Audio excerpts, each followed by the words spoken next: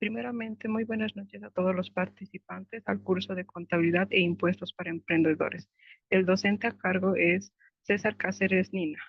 La trayectoria del docente es un licenciado en Contaduría Pública por la UNICEF, con un máster de Administración de Empresas por la Escuela Europea de Negocios, con una amplia experiencia profesional como jefe de la unidad contable y financiera.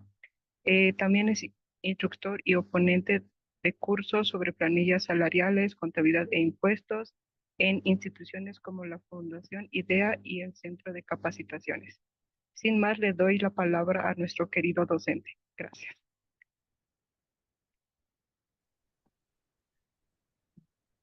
Hola, muy buenas noches, tengan todos ustedes.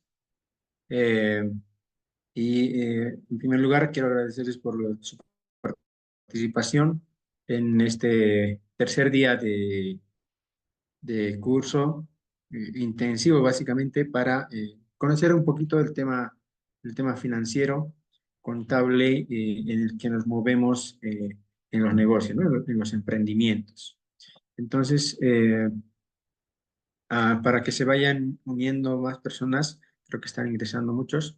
Entonces vamos a ir recapitulando lo que ya habíamos avanzado estos dos días anteriores, ¿no? En el primer día justamente hemos conocido lo que es la contabilidad como tal, la contabilidad desde los conceptos básicos, hemos conocido qué es un activo, qué es un pasivo, qué es un patrimonio, ingresos, qué son gastos. Los activos son todos aquellos bienes y derechos que tienen las empresas, los negocios, las personas, también pueden tener activos, ¿no? Y la principal característica que justamente tiene que cumplir este bien, tiene que ser que nos va a generar ganancias, beneficios, ¿no? No hay ningún bien que no deba generar un beneficio a la empresa o a la persona o al negocio. Entonces, partimos de ahí, ¿ya? Tiene que tener propiedad este bien, ¿no? Tenemos que tener nosotros la propiedad. Si es un bien registrado, tiene que estar a nuestro nombre, al nombre del negocio. Si no, pues ahí podemos evidenciar un riesgo tal vez de la fuga de este bien, ¿no? Y lo otro importante es que aparte de tener propiedad, aparte de tener la utilidad, este bien tiene que haber venido de algo, ¿no? De un suceso pasado. Eso dice el concepto, ¿no? Pero lo principal para mí es que un bien te tiene que generar ganancia justamente, ¿no? Para que lo puedas considerar. Y aparte lo tienes que tener bien registrado, debidamente registrado, ¿no? Y hay distintos tipos de activos. Hemos dicho que desde bienes que son de fácil disposición, como el efectivo, el dinero en efectivo, el dinero que tenemos en cajas, eh, en caja fuerte, en el bolsillo, en la billetera, eso es efectivo, el más líquido que podemos tener. Después están las cuentas por cobrar y finalmente los activos de menor circulación, por así decirlo, serían los activos fijos, ¿no? Como eh, los vehículos, edificios, que para disponerlos primero tendremos que venderlos y vender un edificio pues demora bastante tiempo, ¿no? Depende también. Entonces, en el pasivo dijimos que son obligaciones justamente, obligaciones que tienen las empresas con terceras personas, ¿ya? No son de la empresa, básicamente no tienen que ver con la propiedad de la empresa, sino que son terceras personas, son proveedores, son trabajadores, el Servicio de Impuestos Nacionales, etcétera. Y en este grupo también tenemos pasivos, obligaciones corrientes y no corrientes, obligaciones que tenemos que cubrir lo más pronto posible y obligaciones que nos pueden esperar todavía un par de meses o varios meses o hasta tal vez unos cuantos años, ¿no ve? Como los créditos de largo plazo del banco, pues esos sí son a largo plazo. Entonces, hay esas diferencias también. Entonces, y finalmente en el balance tenemos el patrimonio, que no es más que la diferencia entre todos tus bienes activos menos tu pasivo. O sea, lo que queda, el resultante, quiere decir que es el patrimonio que tiene la empresa, ¿no? Es con lo que cuenta, es lo propio. Y no es tan así tampoco, ¿no? Porque al final, analizando desde un punto de vista legal, una empresa, una sociedad, por ejemplo, tiene su propia personería jurídica, es una persona como tal. Entonces, esta persona ha recibido aportes de accionistas, de socios, esa plata, el patrimonio de alguna forma también se vuelve en una deuda. Y al final dijimos que esto es una deuda justamente con los accionistas, con los dueños de la empresa. Es una deuda interna. Entonces, los pasivos, como tal, son la deuda externa, o sea, con otras personas. Y el patrimonio es una deuda con los accionistas, con los dueños de la empresa. Entonces, hasta ahí, en resumen, tenemos bienes y derechos y tenemos obligaciones en el balance. Y justamente con esta conceptualización, nosotros es que hemos podido tal vez analizar algunos balances, ¿no? Algunos estados financieros que hemos podido descargar. Justamente lo hemos hecho bastante práctico para que ustedes también vean dónde se puede encontrar información, porque no solo les mostré dónde encontrar información para, para ver, sacar de material, sino también para que ustedes puedan hacer tal vez en algún momento un análisis financiero, puedan hacer comparaciones, ¿no? Para compararse con el mercado tienen que tener una fuente fidedigna, digamos, ¿no? Entonces, hay estados financieros que están cargados en el CEPREC y eso es lo que inicialmente se puede tomar como algún dato, ¿no? Donde más hay estados financieros que usted puede encontrar es en la ASFI, ¿no? Que es donde se registran todas las empresas que están registradas en el mercado de valores, ¿ya? ¿Y quiénes se registran ahí? Pues, bueno, todos están en la banca, seguros, los que emiten acciones, bonos mediante la Bolsa Boliviana de Valores. Y también hay otra parte que tal vez no se la sabían. Todas las sociedades anónimas que tengan más de 25 accionistas tienen la obligación de registrarse en el mercado de valores, por si acaso. Entonces, si son sociedades anónimas de menos de esa cantidad de accionistas, no hay la obligación de registrarse en el mercado de valores. Eh, si fuera lo contrario, sí o sí están obligados. Aún así, no hicieran las negociaciones por la bolsa de valores, pero tienen la obligación de registrarse en la ASFI, en el mercado de valores, y van a tener que cumplir con todas las obligaciones que eso requiere. ¿Ya? Entonces, ese análisis hicimos. También hablamos de lo que es el estado de resultados. El estado de resultados justamente nos va a mostrar el rendimiento que ha tenido la empresa. Si ha tenido ganancias, ha tenido pérdidas, cuánto vendió, cuánto le costó vender eso que vendió, ¿no? Y hemos visto también cuál era la diferencia entre estos dos estados financieros. El balance es como una fotografía que te muestra el momento exacto en el que, bueno, se sacamos, ¿no? Es como cuando nos sacamos una selfie, ahí vemos cómo estamos, cuántas arrugas tenemos, si nos salió uno nuevo o perdió uno, etcétera, ¿no? Más o menos así, pero de la parte financiera. Nos va a mostrar cuánto dinero tenemos, cuánta deuda, etcétera, ¿no? Y nos va a permitir analizar y tomar acciones, tomar medidas para el futuro, ¿no? Para mejorar, ¿no? Obviamente, ¿no? Y en la parte del estado de resultados es más como un video. Tú, un video agarramos un video y vemos desde que empezó en el minuto cero hasta que termina en el minuto 3 o 10, digamos, ¿no? Pero comprende todo ese espacio. Entonces, el estado de resultados nos va a mostrar información de un espacio, ¿no? De un momento, de un tiempo determinado. Y durante ese tiempo nos va a mostrar ingresos, gastos y al final nos dirá si ha habido ganancias o ha habido pérdidas. Con eso también el análisis de la parte del estado de resultados es más de rendimiento, ¿no? Ahí nos va a mostrar si nuestras ganancias son las adecuadas o no, o qué podemos hacer para mejorarlas, ¿no? Entonces, el estado de resultados nos muestra esta información para que justamente podamos ver si estamos rindiendo bien. Y ahí también es importante compararse, ¿no?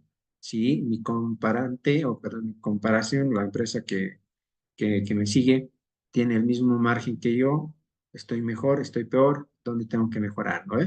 Entonces, esa es la idea de esta clase que espero me haya dejado de entender porque como les digo, unas horas es un poquito complicado tratar de resumir todo el conocimiento que a veces uno adquiere en años de aprendizaje, ¿no?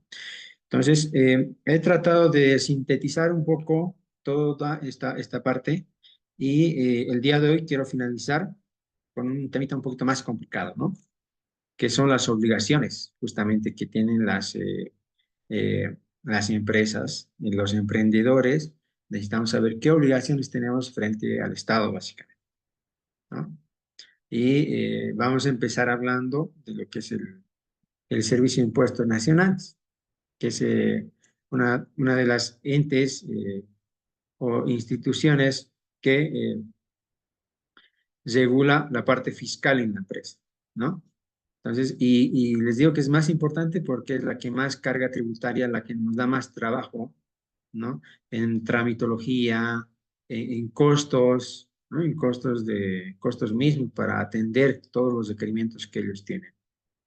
Entonces, sí es un punto a tomar muy en cuenta y también otro punto a tomar muy en cuenta antes de empezar, digamos, la clase es el avance y la tecnología, ¿no? Si bien el Servicio Impuesto Nacional todavía sigue un poquito atrasado, va actualizando su sistema, recientemente está implementando eh, eh, una nueva plataforma de acceso a la oficina virtual, con el fin de que este sea más seguro, etcétera, ¿no? Y que no nadie puede estar entrando, ¿no? Así por así a la oficina virtual de cualquier persona.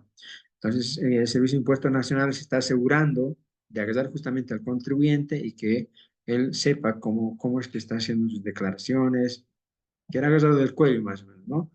Entonces, esta vez le está pidiendo el correo electrónico para poder loguearse e ingresar al sistema de impuestos nacionales. Entonces, ya no solo un usuario y contraseña, su correo personal o del representante legal.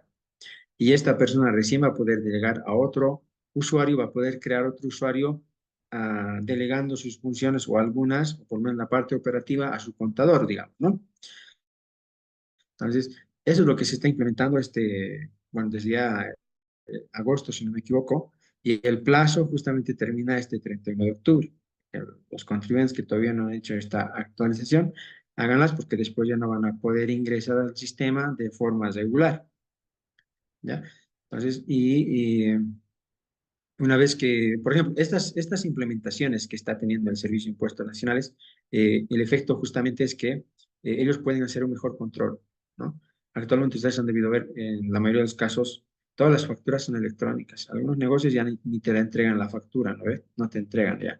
O te piden el WhatsApp o tu correo para enviarte directamente ahí tu factura.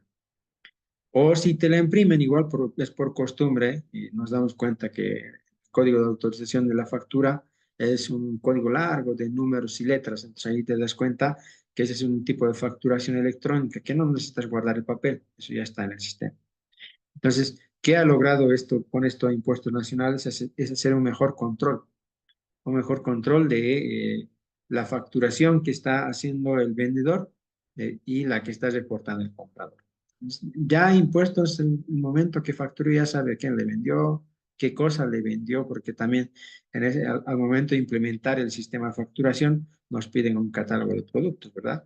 Entonces, ya sabe impuestos nacionales qué es lo que le vendiste, a quién, cuándo, cómo, a qué hora, etcétera. Entonces, ese avance tecnológico, si bien, como les decía, no es tan avanzado que digamos, sí les está ayudando a ellos para hacer su trabajo de fiscalización. Bueno, entonces, más o menos ese es el resumen de las dos clases que hemos ido llevando adelante. Pues bueno, el día de hoy vamos a empezar con lo que es... hola, hola,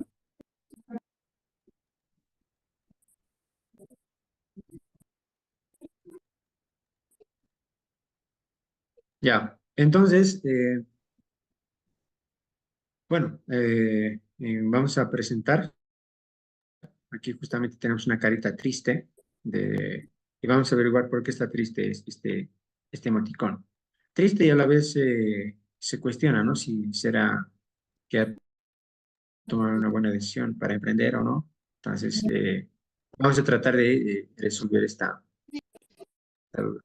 Entonces, como emprendedores y empresarios, incluso trabajadores, los que están en el sector privado o público, manejan la parte impositiva y necesitamos conocer, digamos, ¿no? Necesitamos conocer cómo funciona la parte de las obligaciones con el fisco. Entonces, vamos a ver en nuestra clase obligaciones con el Servicio de Impuestos Nacionales. Vamos a tratar de abarcar todas las obligaciones que tiene la empresa con el tema laboral, ya el tema de los seguros tanto el corto y el largo plazo, y el tema del registro de comercio. Y bueno, vamos a tratar de entrar al tema de alcaldías, a ver si nos da el tiempo, ¿ya?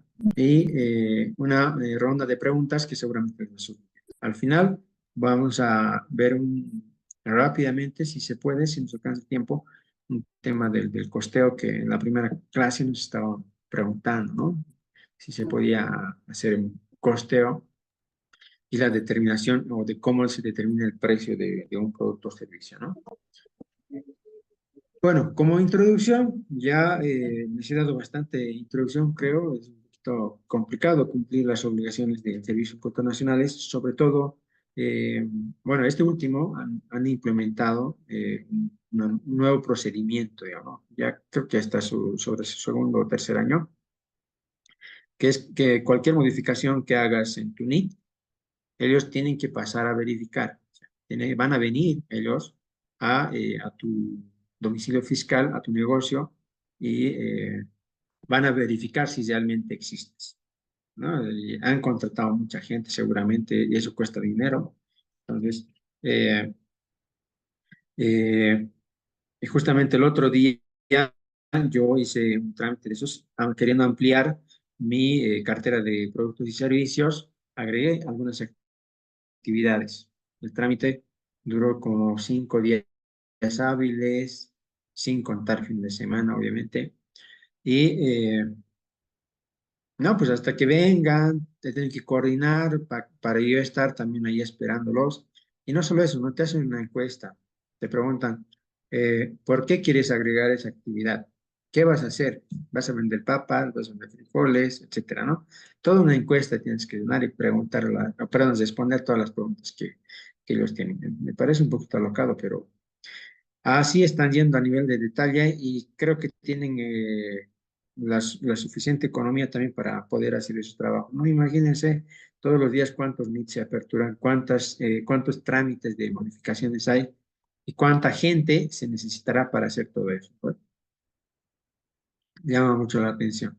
Bueno, dicho esto, vamos a empezar justamente por la parte de Servicio de Impuestos Nacionales. ¿Ya? Eh, Cuando uno empieza a tener actividades ya sujetas al impuesto, que por lo general son el comercio, ¿no? El comercio o la venta de algo, la prestación del servicio, esas son las transacciones que están eh, obligadas a registrarse en el Servicio de Impuestos Nacionales. Entonces, lo primero que uno debe hacer cuando va a abrir su negocio es ir a impuestos y solicitar su registro en complicado no es, de hecho es bastante fácil. Lo único que ahora tienes que esperar un poquito más para que vengan a ver tu negocio, no van a venir a ver dónde estás. Te van a sacar fotos, sí, saber si eres tú siempre, ¿no? Y eso es lo único que demoraría en este caso dentro del procedimiento que tiene actualmente. Y, pero también se puede hacer el trámite virtual, pero no es tan virtual, ¿no? O sea, sí haces el cargado de documentos, el NIT, el CROC, se va a hacer algunas cosas. Una vez que se genere y envíes el trámite, igual tiene que hacerse la verificación, tienes que ir a firmar los documentos. O sea, no sé por qué lo dicen que es virtual, pero la anterior estaba intentando yo justamente hacer este trámite virtual y tampoco funcionaba el sistema, así que no sé si funcionará actualmente. ¿Ya? Entonces, una vez que ustedes se registran en el Servicio de Impuestos Nacionales, lo primero que tienen que velar, es el tema de la facturación, ¿no? ¿Cómo van a facturar? ¿Cómo van a, eh, si va a ser manual? ¿En qué les asignará? Porque en este caso el Servicio de Impuestos Nacionales es quien te asigna la facturación que debes usar, ¿no? Entonces, Y tenemos que tener conocimiento, obviamente hay que asesorarse, entonces, en el sentido de qué facturas me sirven, qué no me sirven, y esas situaciones que creo que son importantes, ¿no? Pero como regla general, ¿no? Para que una factura tenga validez y yo pueda apropiarme del crédito fiscal, y aquí ya entro hablando en términos de impuestos, de crédito fiscal, el impuesto como tal, tiene que cumplir varios requisitos, ¿no? Que el documento sea original, que tenga sus respaldos de pago, ¿no? Tiene que estar relacionado justamente a la actividad que usted realiza, por eso cuando usted va a impuestos, se registra, dice yo voy a prestar servicio contable, voy a diseñar, soy diseñador de modas, costurar, qué sé yo, ¿no? Entonces, eh, uno que va a costurar, por ejemplo, no puede estar comprando, digamos, repuestos de autos, digamos, ¿no? Ya va a ser muy ilógico. Tal vez puede comprar, será uno, dos, tres veces para el vehículo que tiene que distribuir o que trae la materia prima, traslada, etcétera, ¿no? Pero no podría ser más allá. Ya. Y como les dije, ahora impuestos ya tiene la base de datos como para ver qué es lo que está comprando las personas, ¿no? Entonces, ahí hay que tener mucho cuidado para no estar entrando en mucho riesgo, en un ambiente de mucho riesgo, ¿no? Eh, Eso es en la parte fiscal. Luego tenemos como obligaciones cada mes, cuando ya te registras en el Servicio de Impuestos Nacionales, tienes que hacer tus declaraciones juradas, desde el día en que empezaste tu registro, ¿no? Y muchos me preguntan, ¿cuánto tengo que empezar a pagar el primer mes? O no hay, ¿no? No hay un monto. La normativa es clara en este sentido.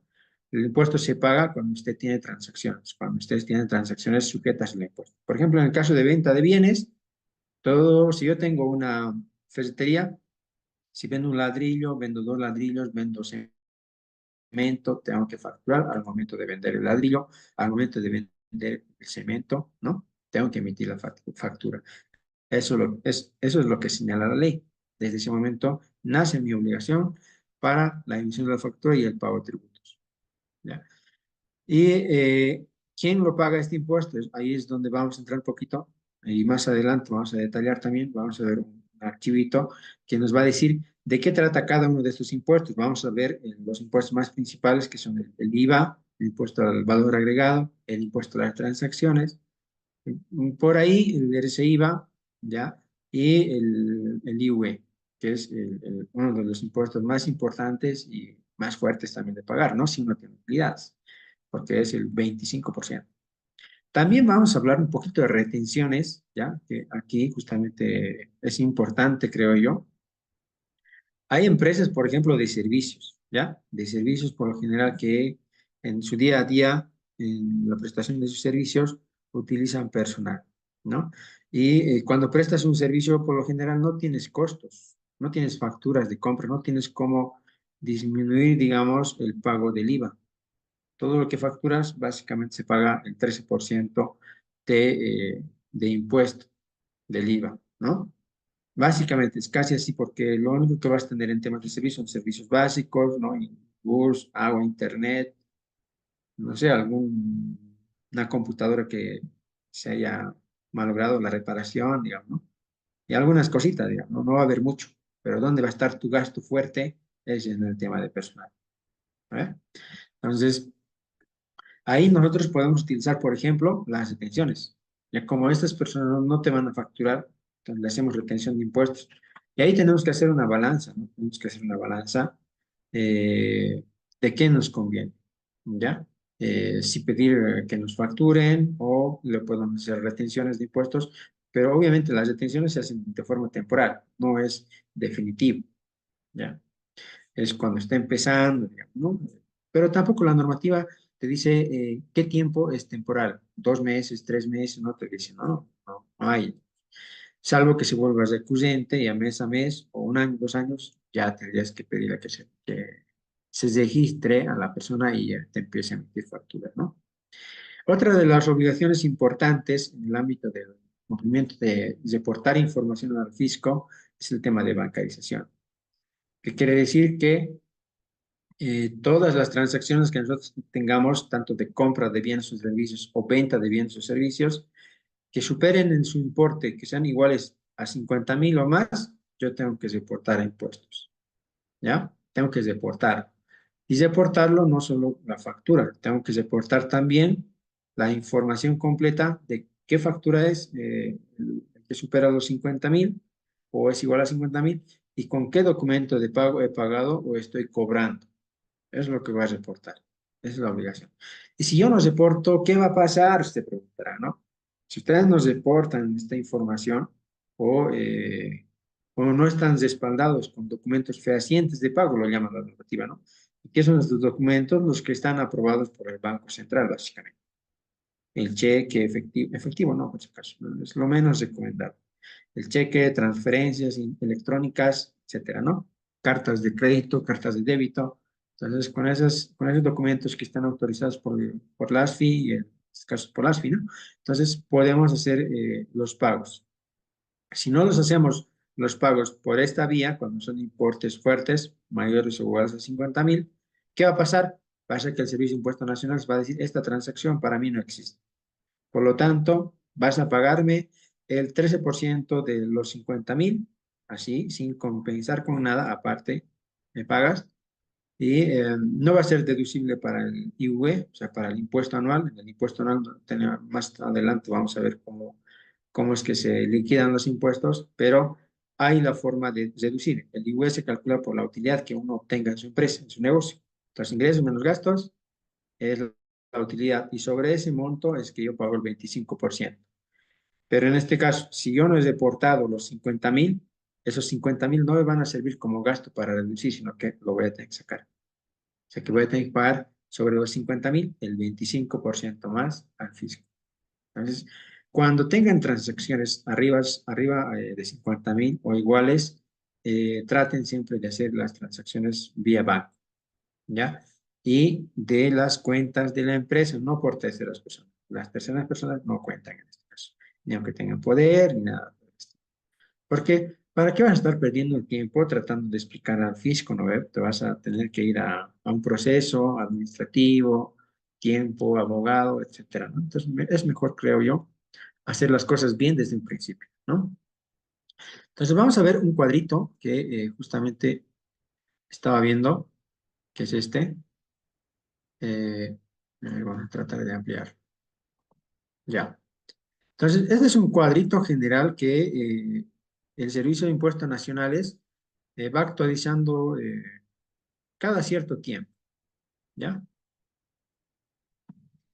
Lick, ¿en qué casos se puede reducir impuestos, especialmente en minería?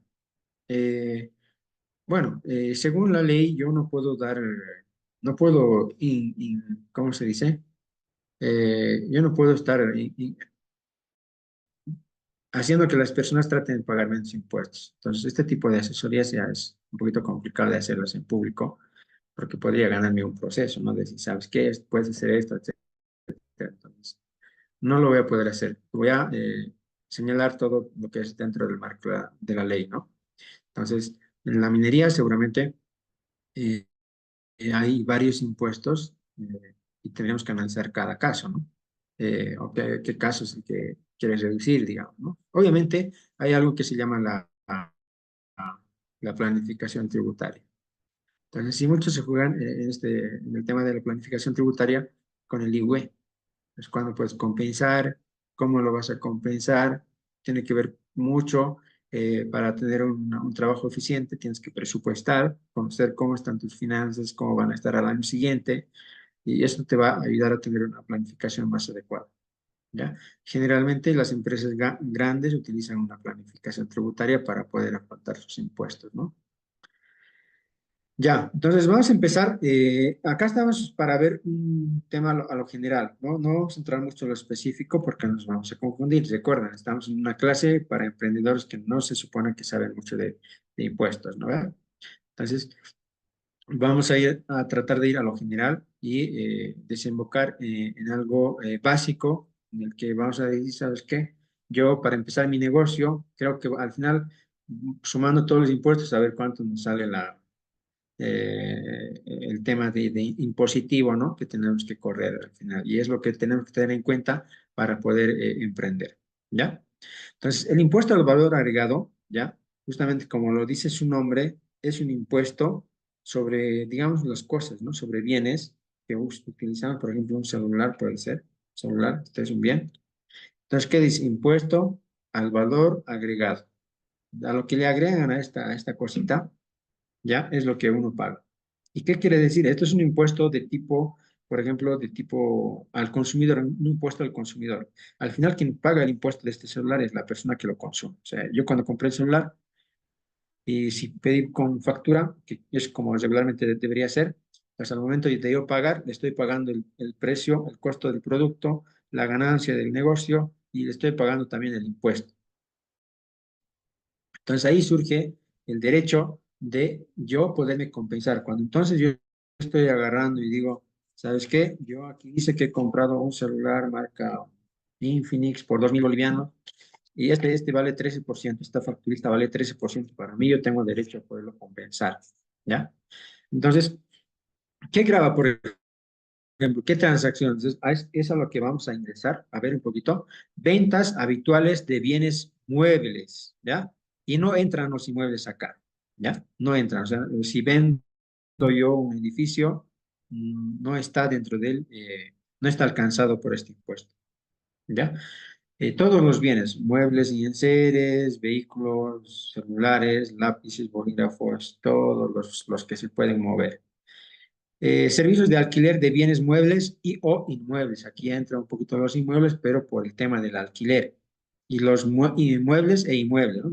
Todos los alquileres entran. Servicios en general, todo tipo de servicios y contratos de construcciones de obras.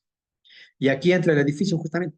Antes dijimos que el inmueble no entra, como tal, como venta de un departamento, ¿no? No está alcanzado. Pero si hay una empresa constructora que se dedica a construir, yo le digo, ¿sabes qué? Construyeme mi departamento, mi terreno.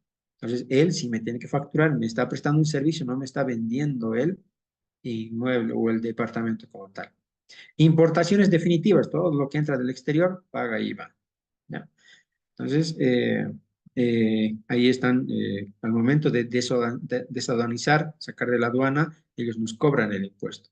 Entonces, también están los arrendamientos financieros con bienes muebles. Esto básicamente es como un alquiler, ¿no? El arrendamiento financiero es un alquiler, solamente que el banco es el que te financia es el bien que quieres arrendar, ¿no? Y hay algunas características. Por ejemplo, están alcanzadas también la venta de libros de producción nacional, importados, publicaciones, pero ¿cuál es la diferencia en este caso? Que la tasa de este impuesto es cero. O sea, básicamente, conclusión, no pagan impuestos, ¿ya?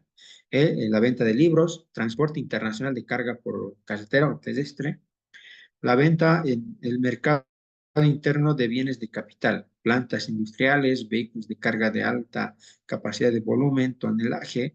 Este tipo de transacciones no están alcanzadas básicamente por el impuesto. Sí están, o sea, van a emitir factura, pero la tasa que te cobran del impuesto es cero, cero, ¿no? Entonces, en resumen, no pagan impuesto en este tipo de actividades. Entonces, ustedes ya pueden ir viendo, ¿no? Si tienen empresas que quieren abrir en el rubro educativo, digamos, utilizan libros, podríamos hacer alguna eh, estrategia, digamos, para poder afrontar y beneficiarnos de este tipo de exenciones, digamos, ¿no? ¿Quiénes pagan los impuestos? En este caso el IVA, todas las personas naturales y o jurídicas que realicen operaciones mencionadas anteriormente. Todas estas personas están alcanzadas. Ahora, ¿quiénes no pagan? Bueno, no vamos a entrar mucho en detalle en esto porque es más específico, ¿no? El cuerpo diplomático, el bono fide es cuando, bueno, prácticamente es para los extranjeros, ¿no? O cuando viajas al exterior, hasta $1.000 tienes para poder gastar y no pagas. La base imponible, que es lo que nos interesa. El IVA nos cuesta a nosotros el 13%, ¿ya? Sobre el precio neto. Si el celular te lo han vendido 1.000 bolivianos, el 13% es lo que tú pagaste de impuestos, ¿ya? O sea, 130 bolivianos. Entonces, el impuesto al valor agregado es un 13%. Y en el caso de los libros que decíamos, cero, ¿no? Acá está el cero justamente. Y dentro de las obligaciones que tenemos mensualmente es declarar dos tipos de formularios. el formulario 200, que es el más conocido, que es para el mercado interno, y el 210, que lo utilizan los exportadores. ¿Justamente para qué? Para solicitar la devolución impositiva. ¿Qué pasa aquí? Lo que pasa es que los exportadores compran cosas dentro de Bolivia, y acabamos de decir que todo lo que compramos contiene impuestos, ¿no? Y como ellos exportan, ¿no ve?, al exterior, ellos no pueden recuperar ese impuesto que han pagado, porque al exportar no pagas impuestos. Eso es, los impuestos solamente se graban dentro del país. Yo no le puedo grabar un impuesto a Argentina, Chile, son distintos países, no se puede hacer eso. Entonces, cuando exportas no hay el factor del impuesto. Entonces, lo que ellos compran en el mercado nacional con factura es lo que tratan de recuperar, y por eso es que tienen otro formulario. ¿Cuándo se declara y paga? Mensualmente. El IVA es mensual al vencimiento del NIT, ¿ya? Por ejemplo, los NITs que vencen en cero, perdón, que terminan en cero, como el mío termina en cero, el 13 de cada mes, yo tengo la obligación de pagar mi impuesto y de declarar y pagarlo, ¿no? Hasta ese día. Ahora, si ese día fuera un día inhábil, ¿ya? O feriado, fin de semana, se recoge al primer día hábil siguiente. Entonces, ahí tenemos un margencito más, digamos, ¿no?, para pagar. Y así sucesivamente. El uno, el NIT que termina en número uno, lo paga el 14, tiene hasta el 14. Y así sucesivamente hasta el 9, que vence cada 22 de cada mes. ¿Ya? Entonces, eso es básicamente el impuesto al valor agregado. El dato más importante que vamos a sacar aquí es cuánto nos cuesta. Es el 13%, ¿no? ¿Y qué obligaciones más tenemos en el tema del IVA? Lo más importante acá es el tema de reportar al fisco nuestras facturas de compras y ventas, ¿no? Entonces, antes de poder hacer nuestra declaración impositiva del IVA, lo primero que hacemos es consolidar nuestras compras y ventas, que generalmente lo hace el contador, ¿no? Le damos al contador nuestras facturas del mes, él lo carga al sistema, lo consolida, lo envía a impuestos, y con esa información de ventas y compras es que se calcula el impuesto. Y vamos ahí, vamos a ver cómo es que podemos calcular. Por ejemplo, acá. Eh, Vamos a ver que esta es una empresa de servicios. Vamos a ver cómo es que se determina el impuesto. ¿Ya? De forma muy básica. Tenemos, por ejemplo, ventas, ¿ya? En el mes, supongamos que hemos vendido 145,000, ¿ya?, como un monto. Ya, este es algo muy, muy sencillito, muy básico, no lo vamos a hacer muy complicado, ¿ya? Y por otro lado tenemos compras en el mes. Compras facturadas, por supuesto, a nombre y NIT de la empresa. Supongamos que aquí tenemos unos 50,000, ¿no? Entonces, por un lado hemos dicho que el impuesto grava todas las ventas, ¿verdad? Acá está. Entonces, aquí le vamos a poner IVA.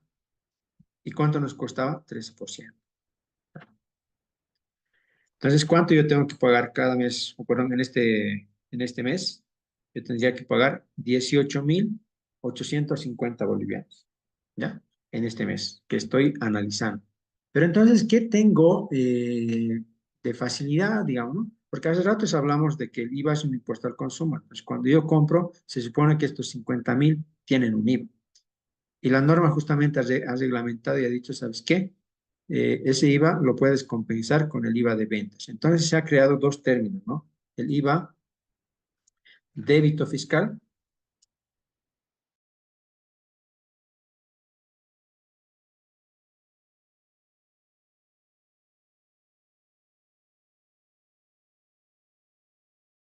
contenido en nuestras facturas de compras, ¿ya?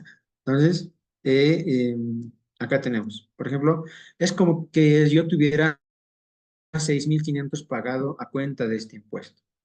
Es como un anticipo que le da. Por eso es que contablemente también se extrae como un activo diferido en el balance, ¿ya? O una cuenta por cobrar, muchos lo ponen, ¿no? ¿Por qué? Porque es el fisco es el que te debe hasta de cierta manera, digamos, este monto. Entonces, cuando llenas el formulario de impuestos, lo único que vas a declarar es cuánto has vendido, cuánto has comprado, y vamos a sacar una diferencia.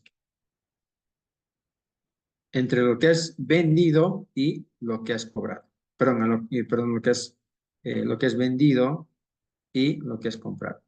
Son 95.000 bolivianos. Y recién sobre esta diferencia es que se calcula el 13% del impuesto.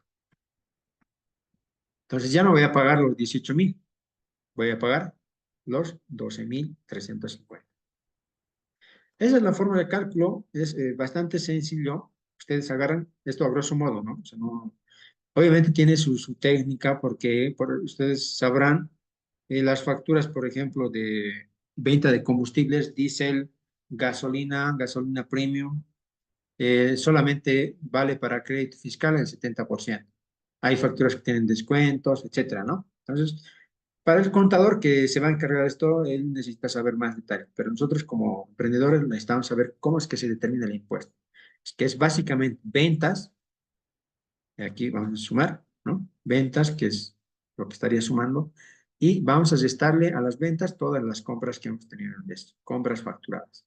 Y sobre esa diferencia aplicamos el 13%, que es el impuesto, y eso es básicamente lo que tenemos que pagar de impuesto en el mes. No es muy complicado. No sé si alguien tiene alguna duda al respecto para poder aclararlo, que creo que es lo más sencillo. Esta es la forma básica de calcular el impuesto.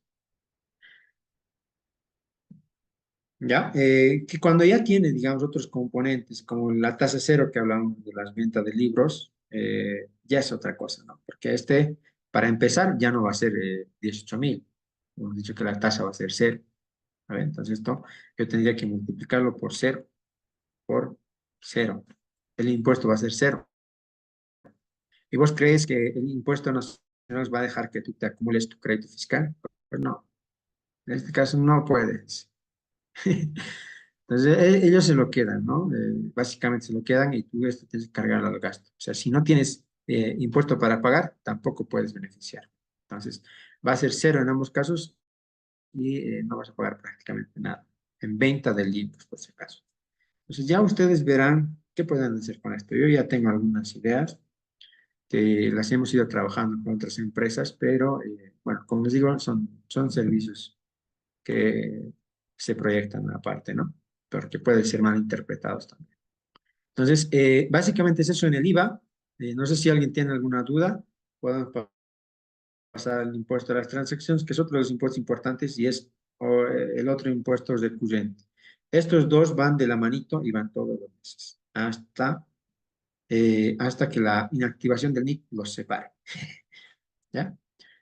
Bueno, creo que no hay preguntas ni en el chat. Entonces vamos a continuar con el impuesto a las transacciones. El impuesto de las transacciones es un poquito más directo, ¿no? Un impuesto directo, o sea, no hay compensación, no hay nada aquí, directo.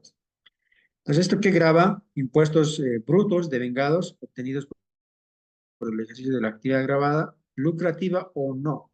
Ya, esto es más amplio, ¿no? No necesita ser una actividad lucrativa o no.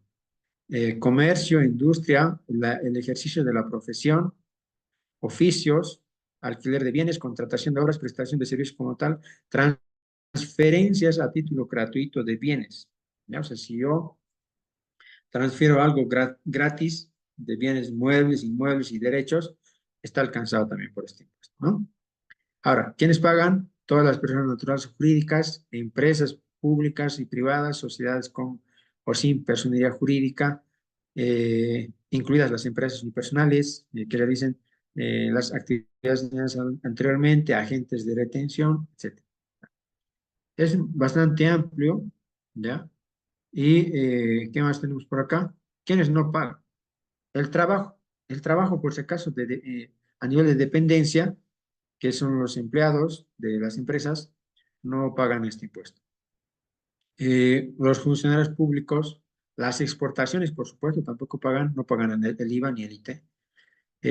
Los servicios prestados por el Estado plurinacional, todos estos servicios que nos prestan, por ejemplo, el tema de la basura, alumbrado público, nos prestan un servicio a nosotros, ¿verdad?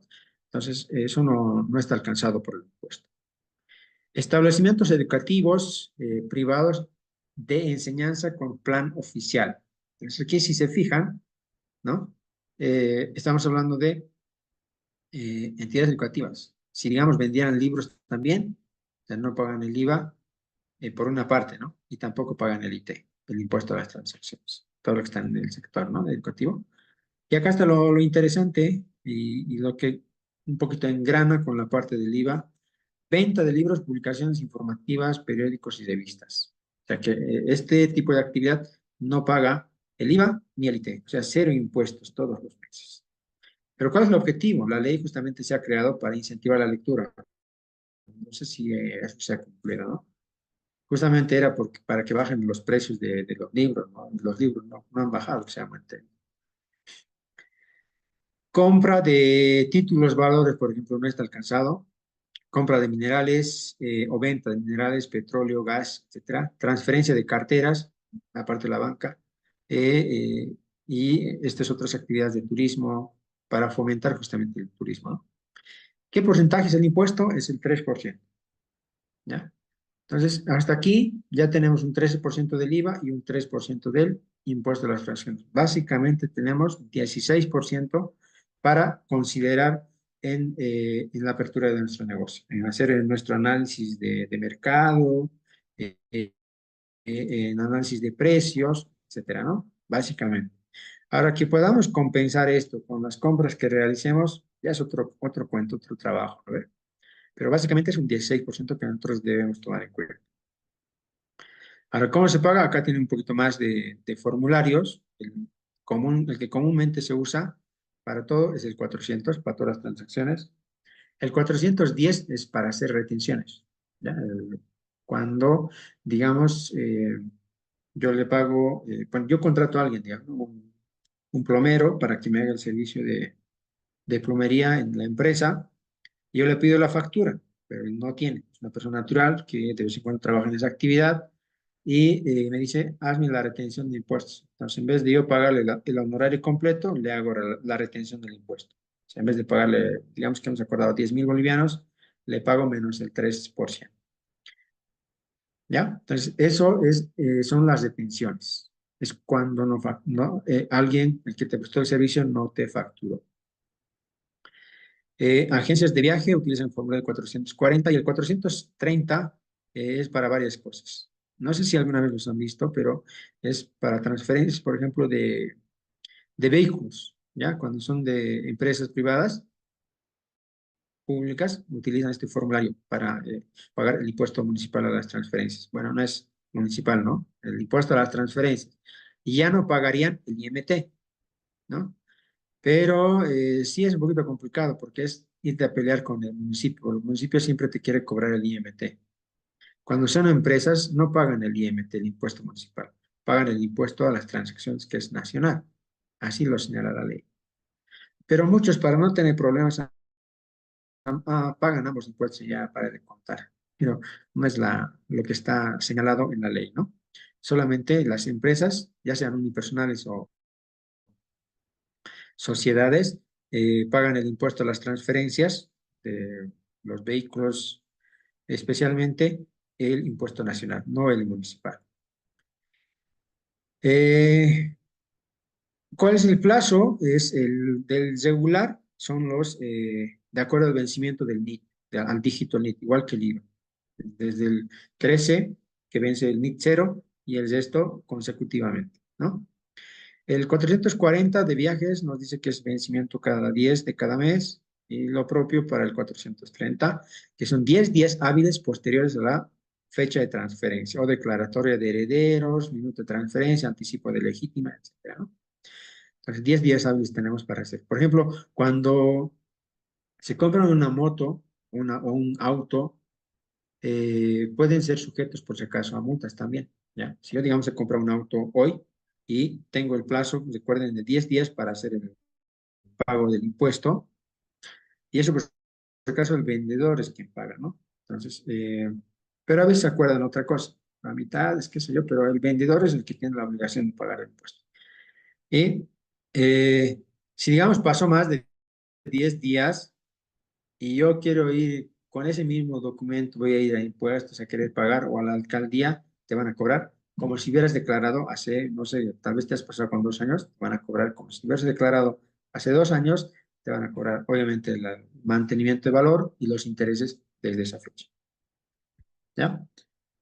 Entonces hay que tener mucho cuidado con ese tipo de transacciones que debemos hacer los trámites en los 10 días hábiles posteriores a la transacción. Entonces, hablábamos también del impuesto más importante, que es el impuesto a las utilidades. No sé si hasta ahí tienen alguna duda. Pueden hacer, no hay ningún mensaje tampoco, entonces vamos a continuar. El IVA. A través de este impuesto es que el Estado se convierte en tu socio como emprendedor. Es tu socio, básicamente. Entonces, ¿dónde participa este socio? Participa en tus ganancias, en tus utilidades. Pues, por ejemplo, en las empresas, ya que es lo que vamos a ver, nos interesa y empresas, el impuesto adicional en el tema de minerales y el impuesto adicional en el sector financiero. Esos tres no los vamos a tocar, nos centramos en el tema de las empresas, ¿ya? Eh, ¿Cómo es que, qué graba? ¿Qué graba? O sea, ¿de qué nos cobran el impuesto? Pues nos cobran de la utilidad o la ganancia neta que tengamos en la empresa. ¿Quiénes pagan? Pues las empresas públicas, privadas, mixtas, unipersonales, agentes de retención, etcétera, ¿no? Y esto, ¿cómo se calcula? Ah, bueno, no hemos visto el tema del IT. Por ejemplo, el IT acá, vamos a recapitularlo, el impuesto a las transacciones, el IT, que hemos dicho que es el 3%, es directo, es directo. Yo, sobre lo que vendí por el 3%. Bueno, en este caso va a ser 0.03. 4.350. Eso es lo que yo tengo que pagar de impuesto a las transacciones. Entonces, está ahí, en este mes voy a pagar ¿cuánto? Los 12.000 más los 4.000. 16.300 por esta transacción que he realizado. Entonces, entramos al tema del IUE, que es el 25%. ¿Ya? Y lo vamos a hacer solamente con esta transacción que tenemos acá. Entonces, vamos a elaborar un pequeño estado de resultados, sencillo, ¿ya? Donde tenemos ingresos o ventas netas, por si acaso, netas de impuestos, cómo se contabiliza cómo se registra en la contabilidad. Pues, ¿qué vamos a hacer acá? Vamos a tomar las ventas y lo vamos a multiplicar por el 87%. Ahora ustedes me dirán, ¿por qué el 87? Bueno, el 87 no es más que la diferencia entre el 13% menos el 100% menos el 13%. ¿Qué quiere decir? Que le estoy quitando el IVA, nada más, ¿no? Le estoy quitando el IVA. Lo otro que puedo hacer también es agarrar esto, ¿no? Restar el IVA y me va a dar el mismo dato, ¿no? Entonces, esta sería mi venta real, en realidad, sin impuesto. Después, ¿qué voy a restar? Más abajo van a venir todos los costos y gastos, ¿no? Tengo que restar acá. Es esto. Entonces, acá tengo compras, ¿no? Todas estas compras vamos a suponer que son nuestros gastos relacionados con nuestra actividad. Vamos a hacer lo propio.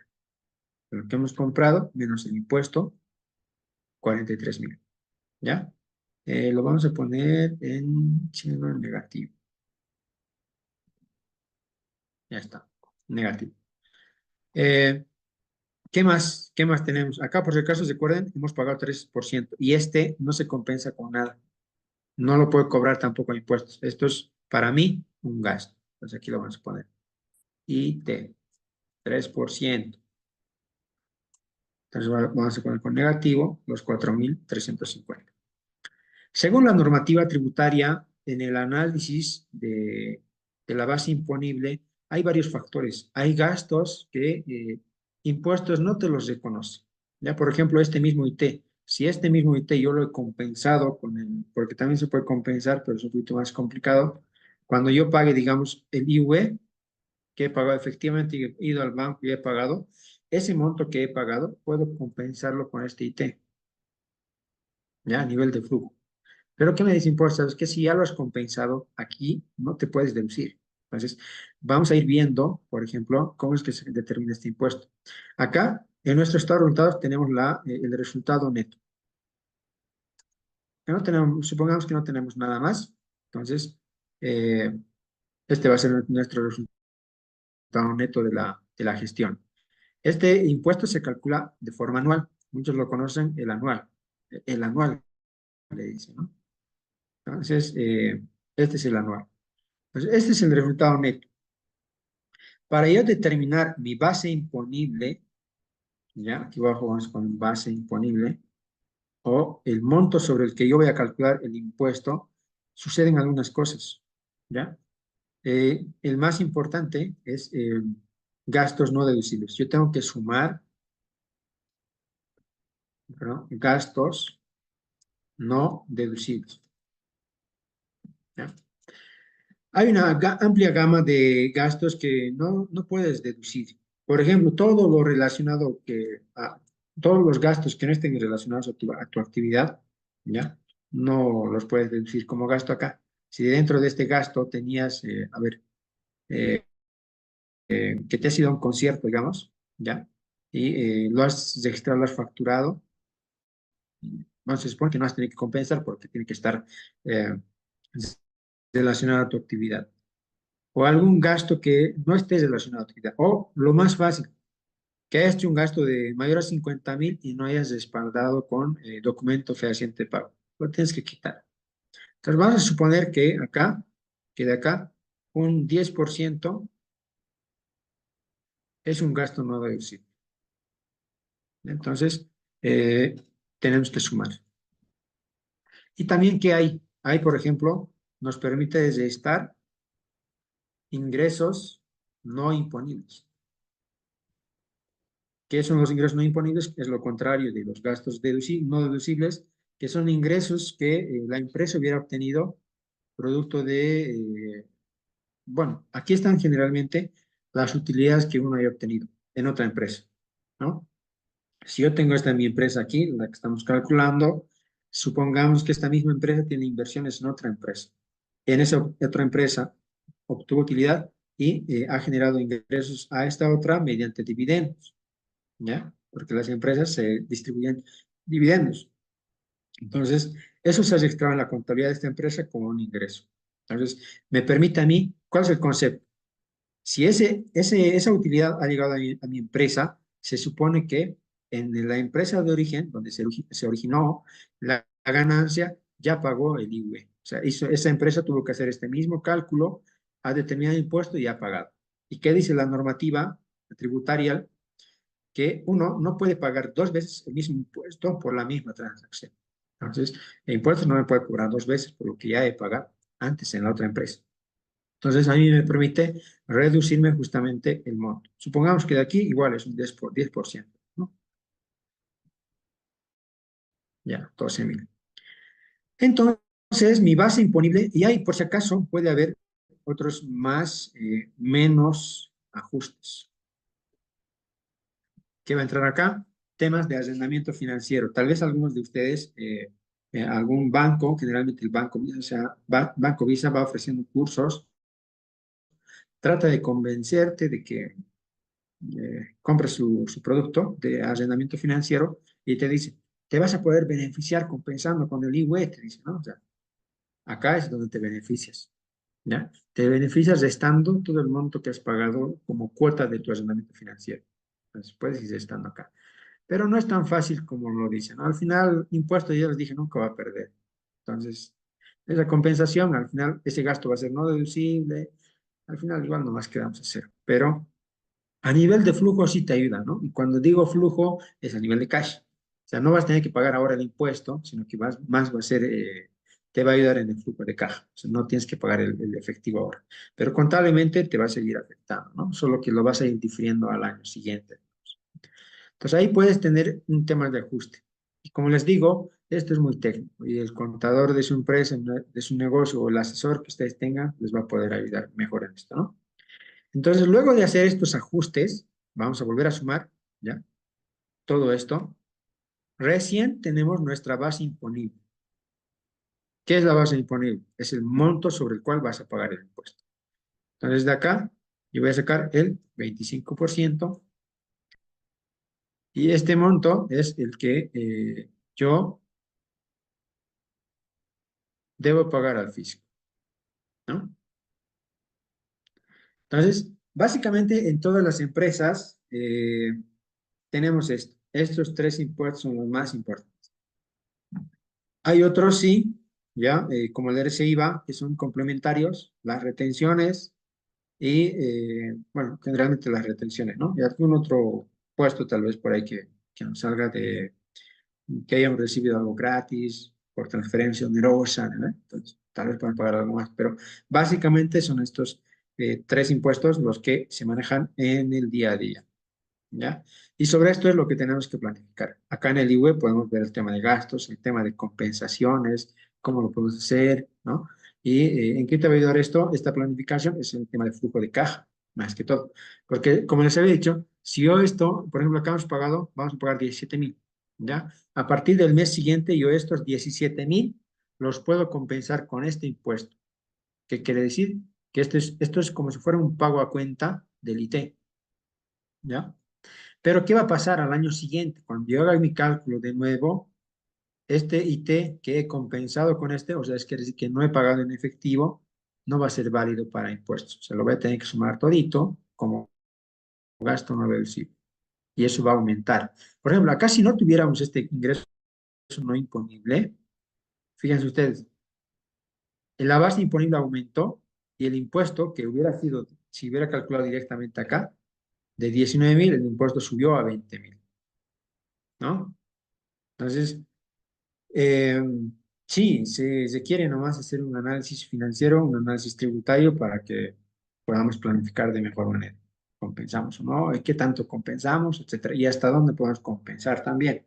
Porque hay muchas empresas que pagan el IWE justamente y no siempre llegan a compensar todo esto en la siguiente gestión, porque la, el plazo que tienes para poder compensar esto que pagaste es solamente de un año, ¿no? Y tiene obviamente sus detallitos, pero básicamente es un año, desde que lo declaraste y pagaste hasta el siguiente año que vuelvas a declarar y pagar el otro impuesto. Hasta ahí es el plazo que tienes para poderlo compensar con el impuesto a las transacciones. ¿Ya?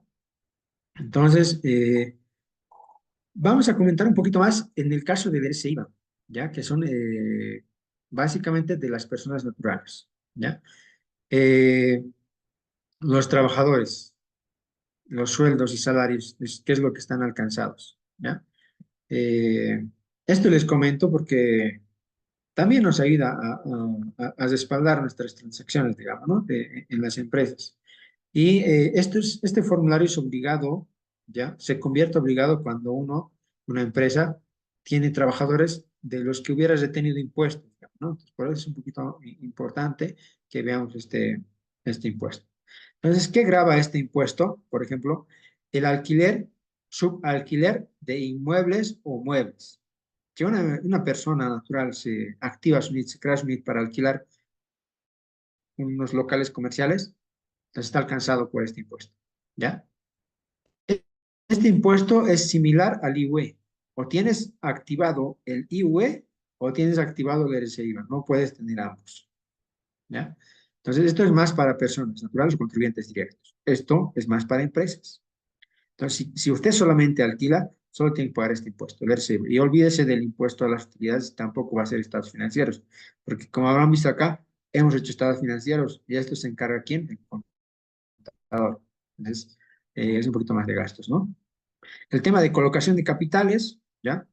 Provenientes de la inversión que no constituyan ingresos sujetos al IVA.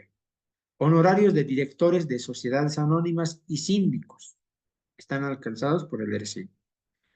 Sueldos del personal contratado localmente para misiones diplomáticas, ingresos de personas contratadas en el sector público, que son básicamente consultores de línea, anticréticos.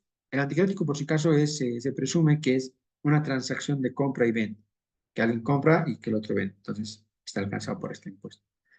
Los provenientes del ejercicio de la profesión en forma libre o independiente. Y aquí se han creado, por ejemplo, los NITs de profesionales independientes. Si uno es contador, es abogado, está en ese rubro. Puede decidir registrarse como profesional independiente y no como empresa. Obviamente eso ya tiene que ver la persona, ¿no? Como empresa, para mí que tienes una amplia gama de oportunidades de prestar servicios porque a la vez te activas más tipos de servicios, ¿ya? Y tienes para ofrecer más, tienes para contratar gente, etcétera. En cambio, profesional se supone que solamente es la persona y la persona es quien genera los ingresos, hace los servicios, ¿no? Eh, Honorarios, retribuciones de ingresos a pagos de cualquiera sea su denominación en el territorio nacional. Todos los impuestos graban en el territorio nacional.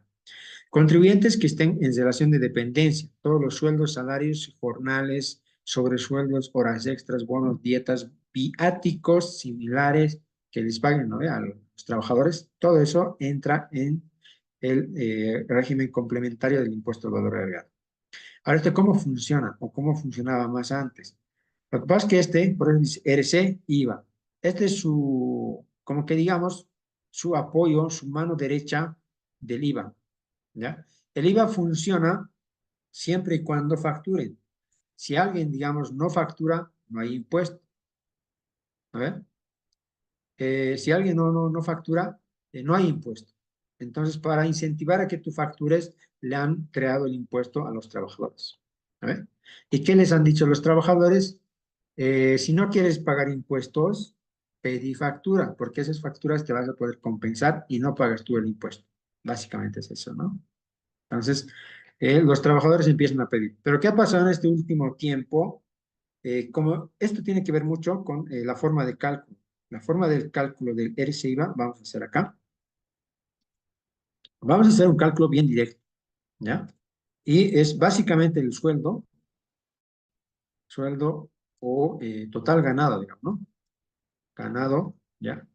Vamos a suponer que son, en este caso, en este ejemplo, vamos a suponer que son 5.000, ¿ya? Vamos a empezar por este monto. 5.000 bolivianos de sueldo. A esto la normativa me permite descontarme las AFPs, lo que yo pago al fondo de pensiones, que es el 12,71%, ¿no ve? 12,71, ya.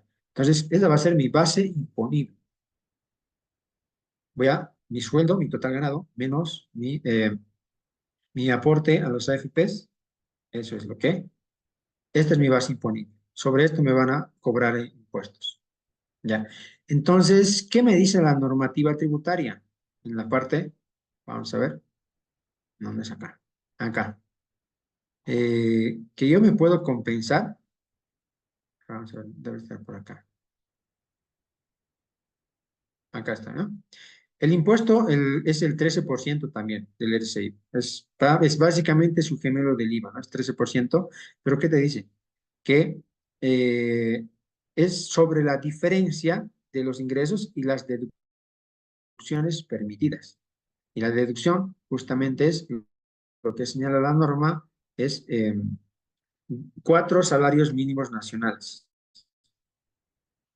Actualmente el salario mínimo nacional está en 2.500.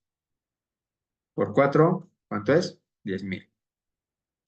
Ahora la diferencia, ¿cuánto va a ser? Diferencia, 4.000 menos 10.000, me sale negativo. Por lo tanto, esta persona que gana 5.000 no paga impuestos. Entonces, ¿qué ha pasado? Antes el salario básico, ¿se acuerdan? Era más poquito, 400, algo así, ¿no ve? Entonces, en ese caso, por ejemplo, si acá yo le hubiera puesto los 400 bolivianos, 420 que creo que era, si esta persona iba a tener que pagar 2.000, sobre 2.000, el IVA era eh, el 13% por 0,13. Esta persona que ganaba 5.000 hubiera tenido que pagar 348, 349 bolivianos de impuesto antes, ¿ya? ¿Y qué pasaba? Antes sí funcionaba esto, les decía, ¿no? Entonces, las personas para no pagar esos 349 podían compensarse con facturas.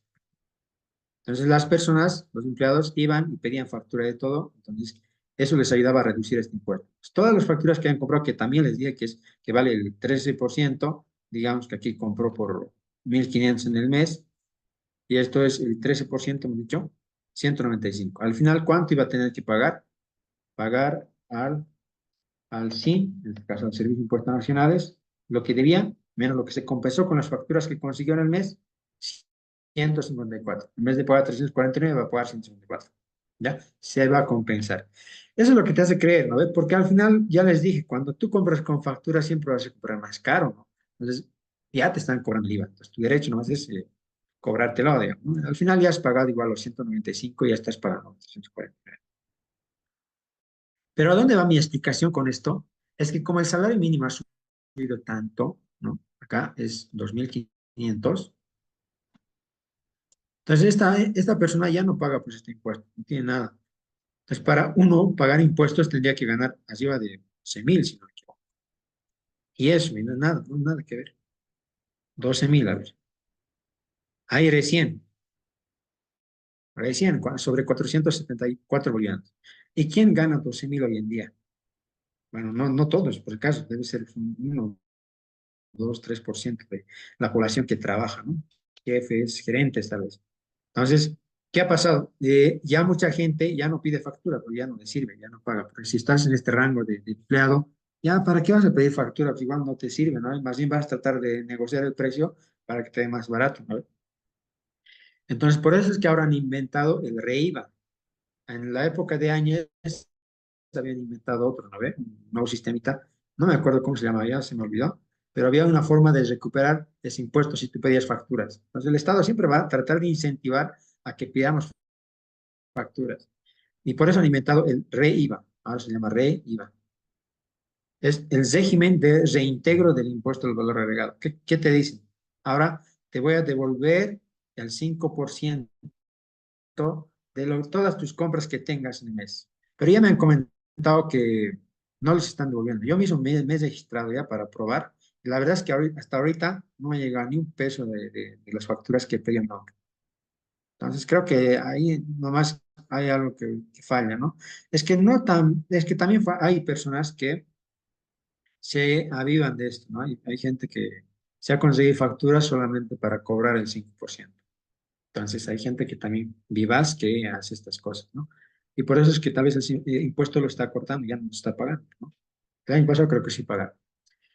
Ahorita no, a mí al menos no me ha llegado ni un centavo, no tengo nada de mi cuenta. Entonces, creo que no está funcionando, ¿no? Al menos no de la forma que impuestos hubiera caído. Ya les dije, la gente pide factura y el IVA empieza a subir. La gente no pide factura, el IVA va a bajar, ¿ya? Eso es básicamente en el tema impositivo, las obligaciones. A ver, vamos a ver la pregunta. No sé si alguien más tiene alguna otra pregunta. En los casos, no. LIC puede volver a explicar ingresos imponibles. Los imponibles son básicamente todos los ingresos que tengas durante la gestión. Todo lo que venda, ya vamos a ver, acá, todas las ventas que estén en la gestión, porque esto es solamente de una transacción, ¿verdad? Y como esto vas a tener N durante toda la gestión. Entonces, el contador, ¿qué va a hacer? Va a agarrar, va a registrar todas tus transacciones y va a emitir los estados financieros, dentro de los cuales va a estar el estado de resultados. Y acá tenemos los ingresos, los gastos, costos, y al final tenemos nuestro resultado neto. Empezamos acá para calcular el IVA. Este es nuestro punto de partida en la utilidad del ejercicio o el resultado neto, si es positivo. Si fuera negativo, no pagamos el impuesto, porque el impuesto es justamente a las utilidades, a las ganancias que se tengan. Por eso te digo es que el Estado es un mal socio, no solo participa cuando tienes ganancias. Cuando tienes pérdidas, no aparece, no te ayuda en nada. Obviamente te permite compensar esa pérdida durante 3 gestiones siguientes. Es lo regular, ¿ya? Durante la siguiente gestión si has obtenido ganancia, digamos, pero este año has perdido, el año anterior, puedes compensar esa pérdida con la ganancia que has obtenido el año siguiente. Y así tal vez dejar de pagar el impuesto, ¿no? Pero solamente te dura 3 años, no puedes beneficiarte más tiempo. Ya, ¿qué más? Teniendo este punto de partida, por eso les decía que es un poquito más técnico, es más de contadores, ¿ya? Pero nosotros podríamos hacer una relación acá que nos puede tal vez ayudar a ver qué porcentaje pagamos. Por ejemplo, acá es el IVA que hemos determinado es el 20%. Lo vamos a dividir entre las ventas que hemos tenido en la gestión. Y fíjense ustedes, da la casualidad que es 16% en este caso, ¿no? Entonces, al momento de calcular yo mis precios, ¿qué voy a tomar en cuenta? Pues yo puedo tomar tal vez en cuenta el IVA que estoy pagando acá, ¿no? Lo voy a dividir entre las ventas que he tenido, a ver qué porcentaje es, 9. Entonces, para mí, tal vez un punto de partida interesante podría ser sumar estos tres porcentajes, ¿no? Más 16, más 3, más 9. Entonces, yo tal vez tendría que considerar al momento de determinar mis precios un 28% para subirle a mí al precio que yo estoy teniendo, tomando en cuenta, obviamente, todos los impuestos que regularmente manejo, ¿no? Y ahí es donde muchos negocios caen, digamos, ¿no? Generalmente pequeños negocios, ¿no? En el centro, en las ciudades, porque siempre vas y compras algo con factura o sin factura. Con factura, ese ratito agarran los calculadores y le suman 13%. Están perdiendo, ¿no? ¿Ves? Si se dan cuenta, porque acá ellos pagan más, incluyendo el IVA, no lo toman en cuenta. Solamente toman en cuenta el IVA, 13% nada más, pero se han olvidado el IT, se han olvidado el IVA, ¿no? Entonces, haciendo más o menos una media es un 28%. Yo le haría en mis cálculos, en mi tabla de precios, en mi cálculo de precios, un 20%. Porque siempre puede haber meses que compras más, compensas más, puedes tener otros gastos, hacer alguna que otra estrategia, y un 20% es el que más se utiliza en la determinación de precios, ¿ya? Entonces, de impuestos. Entonces, cuando ya tú vayas a determinar tu precio, tienes que aumentar un 20%, no un 13%. Es lo recomendable, digamos, ¿no? Para poder cubrir no solamente el IVA, sino el IT, el IVA más, ¿ya? Eso. Entonces, vamos avanzando, porque no nos va a dar el tiempo, porque tampoco nadie pregunta, así que supongo que se entiende. Hasta aquí con el tema de impuestos. Después hay otras obligaciones, que es en el tema de lo que les había comentado, eh, el registro de compras y ventas. Entonces, eso es básicamente llenar un formulario. A ver, esta cosa, ya.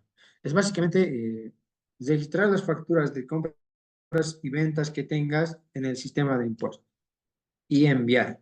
Con eso se genera, en eso sí, los de impuestos te lo han facilitado bastante, ¿no? Tú solamente cargas las facturitas del sistema, te genera un reporte de cuánto has vendido, cuánto has comprado, y con esa misma información, cuando haces tu declaración jurada del IVA del IT, automáticamente el sistema ya te lo carga los datos. O sea, no tienes que hacer nada. Unos clics y ya está. Muchas empresas les cuento que, muchas personas les cuento que han optado por declararse ellos mismos, ¿ya? Pero el problema es que tú no te dedicas a eso simplemente, ¿no ve? No siempre te dedicas a eso constantemente y por lo tanto sucede que a veces te olvidas. Ha habido personas que tienen, por ejemplo, un hotel, así como un salón, hotel, alquilan, cosas así, alquiler, cosas, servicios fáciles de manejar. No hay muchas facturas y pueden ellos hacer su impuesto. Pero, como les dije, no son especialistas en esto y están más enfocados en el negocio. ¿Y qué pasó? Se olvidaron, o no sé cómo ha hecho, porque como les dije, es automático. La cosa es que creo que el crédito fiscal que tenía en un mes anterior lo borró y no se lo compensó. La persona pagó más impuesto del que debía pagar. O a veces, por el tiempo que se olvidaron declarar hasta el plazo que les dije y que les carga impuestos, multas. Y la multa es dependiendo de 50 UFBs, las UFBs ahorita están en más de 2 bolivianos, o sea, pagan alrededor de 120 bolivianos de multas solamente por cada formulario, o sea, dos formularios y ya son 240, ¿no? Alrededor de 250, solo en multas. Entonces, ¿qué hubieras preferido? Yo le dije en algún momento, cuando yo siempre le hago el balance, porque ahí a él no puede, porque no es contador. El impuesto mensual sí se puede declarar, pero ya en el balance no puede. Entonces, ahí cuando yo llego y entro y reviso las cuentas, porque siempre tengo que revisar, y hay multas, ha perdido crédito fiscal que no ha declarado antes, ha pagado IVA en una gestión anterior y no lo ha compensado con el IT que tenía, así, o sea, básicamente ha perdido más plata de lo que me hubiera pagado a mí de honorarios. Entonces, tienen que analizar esa parte, ¿no? Que es importante. Sí es fácil, digamos, hacer el tema tributario, pero hay que darle la debida atención y el análisis, sobre todo, ¿ya? Para eso es que contratamos al contador, para que te haga ese análisis. Ahora, si vas a contratar un contador para que solo te den la factura, entonces está un poquito complicado, ¿no? Tenemos que ver también el servicio que queremos. Y luego el tema de la bancarización, que es igual, es reportar básicamente, y aquí hay un cambio, por si acaso, recientemente salió una normativa de que esto antes era anual, por si acaso. Una vez al año se enviaba, de todo el año. Ahora va a ser bimensual. Entonces, cada 2 meses hay que mandar el reporte. ¿Ya? Entonces, si no hay preguntas, vamos a pasar a la otra parte.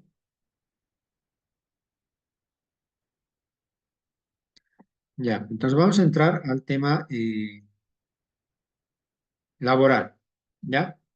En el tema laboral, estamos regulados y controlados por el Ministerio de Trabajo, que es el ente regulador que vela por los derechos de los trabajadores. Entonces, y las obligaciones de los empleadores, obviamente están ahí. Entonces, como preámbulo, la oficina virtual del Ministerio de Trabajo está prácticamente enlazada con la de impuestos. Y hay una normativa del Ministerio de Trabajo que dice que si tú te has abierto tu NIC, tienes que abrirte tu ROE, tu registro de empleador. Esto es mucho más fácil, no tienes que ir ni al ministerio, es todo por internet. Y como jala la base de datos de impuestos, con el mismo usuario y contraseña, ingresas a la plataforma del Ministerio de Trabajo. Pues ya te darán cuenta ahí que, como también es parte del Estado, pues cuando te abres tu NIC, tienes que registrarte en el ROE, porque eso tiene multa. Son más, creo que son 1.000 bolivianos. La multa de no haberte registrado en el Ministerio de Trabajo, si has abierto tu NIC. Como empresa, ¿no? Por si acaso. Después, ¿qué tenemos? Tenemos obligaciones mensuales, por ejemplo, declarar planillas salariales de los sueldos, todos los meses tienes que enviar por su oficina virtual. Ellos tienen también una oficina virtual en el que se carga toda la información. Planillas, y justamente vamos a entrar acá, hay una resolución donde detalla qué es lo que debes enviar cada mes. Acá está. Aquí está presentación de planillas. ¿Dónde estamos? Acá está, ¿no? Todas las planillas salariales, pero además planillas de primas de utilidad, aguinaldo de Navidad, aguinaldo esfuerzo por Bolivia, el pago de retroactivos, o sea, todas esas planillas tenemos que enviarlas al Ministerio de Trabajo. Entonces, para eso, obviamente, ya si uno tiene una empresa un poquito más grande, tendrá que requerir unos servicios más especializados en la parte laboral, ¿no? La forma de hacer este trabajo también es muy sencillo. Puedes hacer desde un Excel, descargas la información, porque tienen varias columnas que contienen información del trabajador, de cuánto gana, cuándo ingresó, cuándo nació, cuál es su carnet, en qué lugar trabaja, cargo, qué tipo de trabajo, etcétera, qué tipo de contrato, a qué caja está afiliada, a qué seguro está afiliado, de, de pensiones, ¿no? Etcétera. Entonces, toda esa información se carga y todos los meses se envía. Y además tienes que reportar si has tenido accidentes laborales, has tenido muertes, etcétera. Entonces, toda esa información se declara al Ministerio de Trabajo de forma mensual. El plazo vence cada 15 de cada mes. En este caso, no importa si el 15 cayó en domingo, feriado, si era Navidad, o sea, fue Navidad adelantada. Entonces, no importa, la cosa es que hasta ese día tienes que cumplir con la obligación. ¿Qué servicios también presta el ministerio? Contratos laborales. Tienes que formalizar y registrar tus contratos laborales ante el Ministerio de Trabajo para cumplir todos los requisitos que te exige el ministerio, ¿no? Obviamente hay contratos verbales y hay contratos físicos. Entonces, como que no es tan obligado, digamos, ¿no? Pero obviamente si pasara algo, tienes un cierto nivel de riesgos de perder, ¿no? Entonces, lo importante sería que los registren nomás en el Ministerio de Trabajo con todas las cláusulas que ellos van a revisar, porque no es mandar un contrato con lo que a mí se me antoje, digamos. Ellos van a revisar si el contrato que estás enviando cumple con todas las regulaciones, los derechos que tiene el trabajador, si no estás vulnerando un derecho, entonces va a haber ese aspecto. Cumplimiento de derechos laborales. Ellos, el trabajo principal que tienen es asegurar el respeto de los derechos laborales, ¿ya? Como el pago de salario mínimo, que anualmente los trabajadores gocen de vacaciones, que se les paguen los bonos que correspondan, por ejemplo, bono de frontera, bono de antigüedad, el tema de la indemnización, que se les conceda las licencias establecidas por ley. Estoy seguro que la mayoría de los participantes aquí no han reclamado su, bueno, las mujeres en especial, ¿no? Hay un día, hay una ley que se les otorga un día al año para irse a hacer la revisión que corresponde a las mujeres, ¿no? Tema del cáncer de mama y tema de cáncer de cuello uterino, si no me equivoco. Entonces, para hacerse ese análisis, el Estado, mediante ley, les otorgó un día. Tienen que ir un día y la empresa tiene la obligación de darles ese día para, como asueto y gozando con el 100% de su salario. Entonces, tienen eso. Entonces, hay otras licencias también, ¿no? De paternidad, por muerte, cuando te casas, etc. Entonces, hay ciertos beneficios que supuestamente el Ministerio de Trabajo tiene que velar porque se cumplan. Después también ellos hacen inspecciones y también sancionan, ¿no? Es bonito sancionar. Si no cumples, por ejemplo, con uno de estos, presentación de planillas, te sancionan. Vamos a ver cómo es. Ya, acá, justamente en la resolución. Esa es la resolución número 212 del 2018. Si no me equivoco, está vigente la forma de cálculo. Sí, ha cambiado un poquito el tema del costo de los trámites, ¿ya? Que antes era 23 bolivianos cada planilla para enviar la planilla, ahora subió a 27. ¿Pero qué? Este es el cuadrito de factores de retraso. Si yo no mandé el 15, ¿ya? Hasta el 15 mi planilla, estoy mandando el 16, por así decirlo, me van a calcular un factor del 0.01667 sobre el total ganado de la planilla que tengo que enviar. Entonces, si mi planilla es alta, obviamente el factor puede que sea muy influyente, ¿no ve? Y si me estoy retrasando mucho más días en enviar, acá está, va subiendo, ¿no? Hasta que al final de los 180 días llega al 4% básicamente, un 40%, ¿no? Es lo máximo que te puede aumentar. Entonces, mucho cuidado con esto, ¿no? Entonces, el tema de multas siempre es bien complicado de manejar con cualquier institución, ¿no? Entonces, vamos a continuar. Si no tiene alguien alguna pregunta, pues continuaremos. Hasta acá sería el tema de los derechos laborales.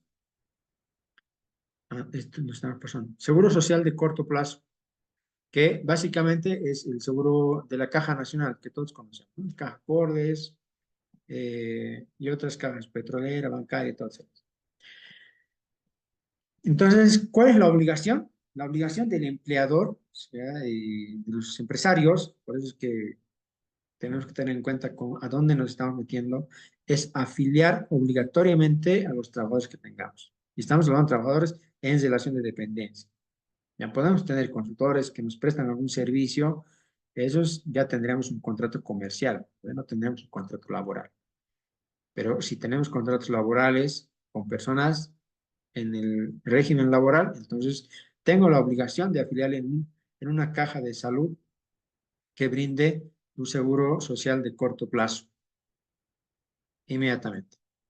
Entonces, y también tengo la obligación de yo, como empresario, cubrir el 100% de los aportes al seguro de corto plazo, a la caja. ¿Qué quiere decir? Que yo tengo que pagar el 10% de lo que gana mi trabajador de total ganado a la caja nacional, por ejemplo, ¿ya? El 10% de lo que gane mi trabajador. Entonces, cada mes tengo que aportar. Con ese aporte, el trabajador va y hace sus atenciones médicas, maternidad y riesgos profesionales, que son los que cubre el seguro. Tiene que también cumplir con plazos, porque en el seguro de corto plazo hay que presentar igual planillas, hay que pagar el 10%, si te retrasas, igual multas, intereses. eh, Tienes que reportar información si alguien se retiró de la empresa, tengo que hacer la baja, además de que tengo que afiliarle a los nuevos, registrarlos.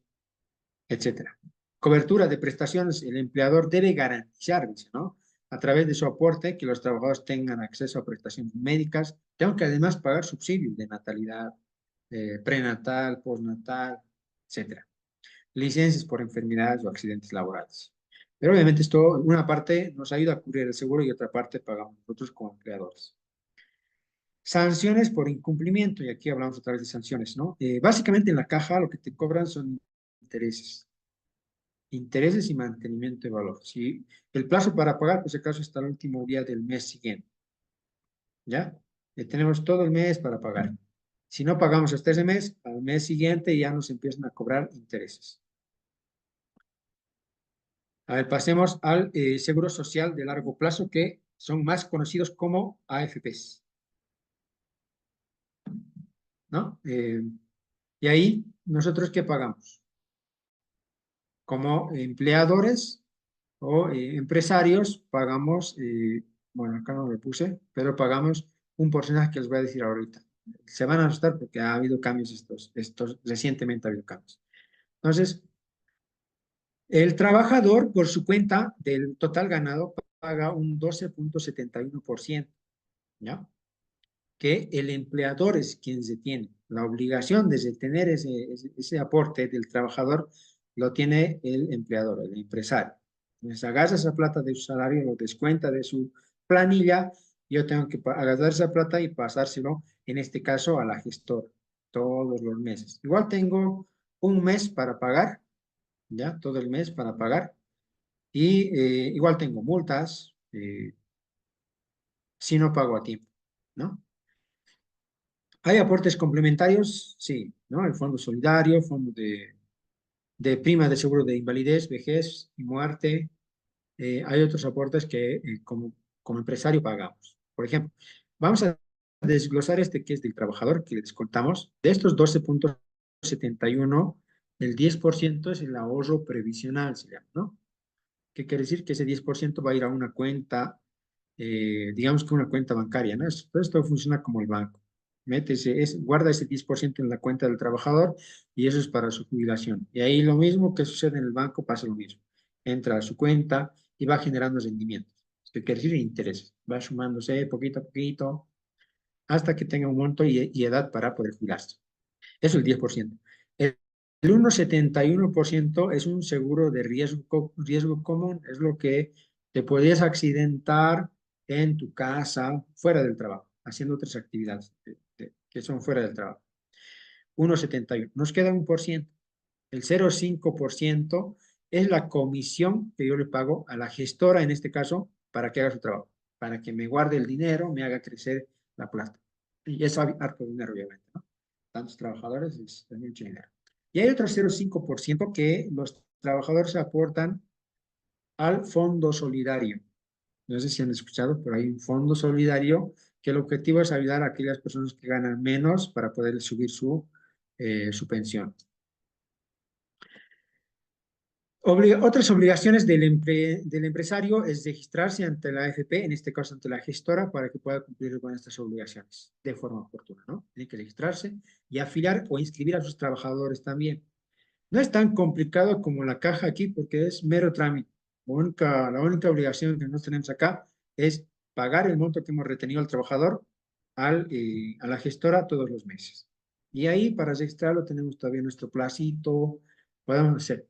En cambio, en el seguro de salud de corto plazo no, porque ahí estamos jugando con la vida de la persona. Entonces, ahí se pone un tanto complicada la situación y puede tener riesgos muy altos, especialmente en fábricas, ¿no? O digamos, supongamos que tengo un almacén donde distribuyo cosas, tengo estantes grandes y empieza un nuevo trabajador nuevito, no tiene seguro, no tiene nada, ¿ya? Empieza a trabajar y yo digo, el de recursos humanos, como siempre, ¿no? Está con sus trámites, así, mañana te vas a ir a afiliar, por favor, me dice, ¿no? Y el otro, por descuidado, no va a afiliarse al seguro de la Caja Nacional. Entonces le pasa un accidente y no tiene seguro. ¿Quién va a pagar? O sea, esa persona en el momento que tuvo el accidente no tuvo la cobertura del seguro. Entonces la caja ni queriendo le va a atender. El accidente, el trabajo, ya no va a trabajar, su invalidez. Entonces, sí es un poquito complicado y la recomendación siempre es que desde el primer día en que empiecen a trabajar, los empleados tengan su seguro de corto plazo ya registrado. Y acá está lo que salió recientemente, ¿no? Ha habido una modificación a la ley de pensiones donde el aporte patronal, acá están los aportes patronales, por ejemplo, en las empresas, este porcentaje de acá, el 12,71, lo paga el trabajador. Pero aparte de esto, el empresario pagaba un 6,71% más, que comprendía el 3% este de acá, de aporte patronal solidario. Ese va a un fondo solidario que cubre a todas las personas que ganan poco, ¿no ve? Les ayuda a subir su pensión. Después hay un aporte del sector minero. Este es para el sector minero, ¿no es? ¿Ya? Y hay un 2%, me confundí con ese, hay un 2% que se llama Fondo de Provivienda, que los empresarios pagan. Con eso ya tenemos 5%, teníamos 5%. Y hay un 1,71% que es un seguro o una prima de riesgo profesional, que este seguro cubre cuando tienen un accidente en el trabajo, por cosas que estén haciendo en el trabajo, en la empresa, los trabajadores. En ese ejemplo que les decía, que el trabajador se accidentó haciendo el trabajo, este seguro se activa y es el que cubre con todos los gastos que tenga la duración. Si ha quedado inválido, pues el seguro le cubre todo ese tiempo de invalidez. ¿Ya? Y aparte, con esta ley, ¿qué pasó? Que se incrementó, por ejemplo, el aporte patronal solidario subirá del 3 al 3,5%. O sea que el 6,71 que pagamos le vamos a tener que sumar 50 centavos más. Va a ser 7 y algo, ¿no? Porcentaje. El aporte patronal solidario del sector minero metalúrgico va a subir del 2 al 2,3%. ¿No? A partir del periodo de cotización octubre, o sea que en noviembre ya tienen que empezar a pagar con los nuevos porcentajes. Y hay otro aporte patronal, perdón, aporte nacional solidario. Esto es de los trabajadores. Cuando un trabajador gana por encima de los 13,000 bolivianos y hasta los 25, aportaba un 1% más sobre la diferencia. Digamos que gano 3,500, 13,500. La diferencia entre los dos, 500, 13,500 menos 13,000, me da 500. De esos 500 pagaba el 1% más. Aparte de lo que me han descontado el 12,71 acá, yo pagaba esto más. Si ganaban, así iba de 3. Entonces ahora ya no van a pagar 1, sino van a pagar 15. Los que ganan por encima de los 25,000 bolivianos pagaban el 5%. Ahora van a pagar el 5,74. Y los que ganan de 35 para arriba, que pagaban 10% sobre la diferencia, van a tener que pagar el 11,48%. Entonces, ¿cuál es el fin?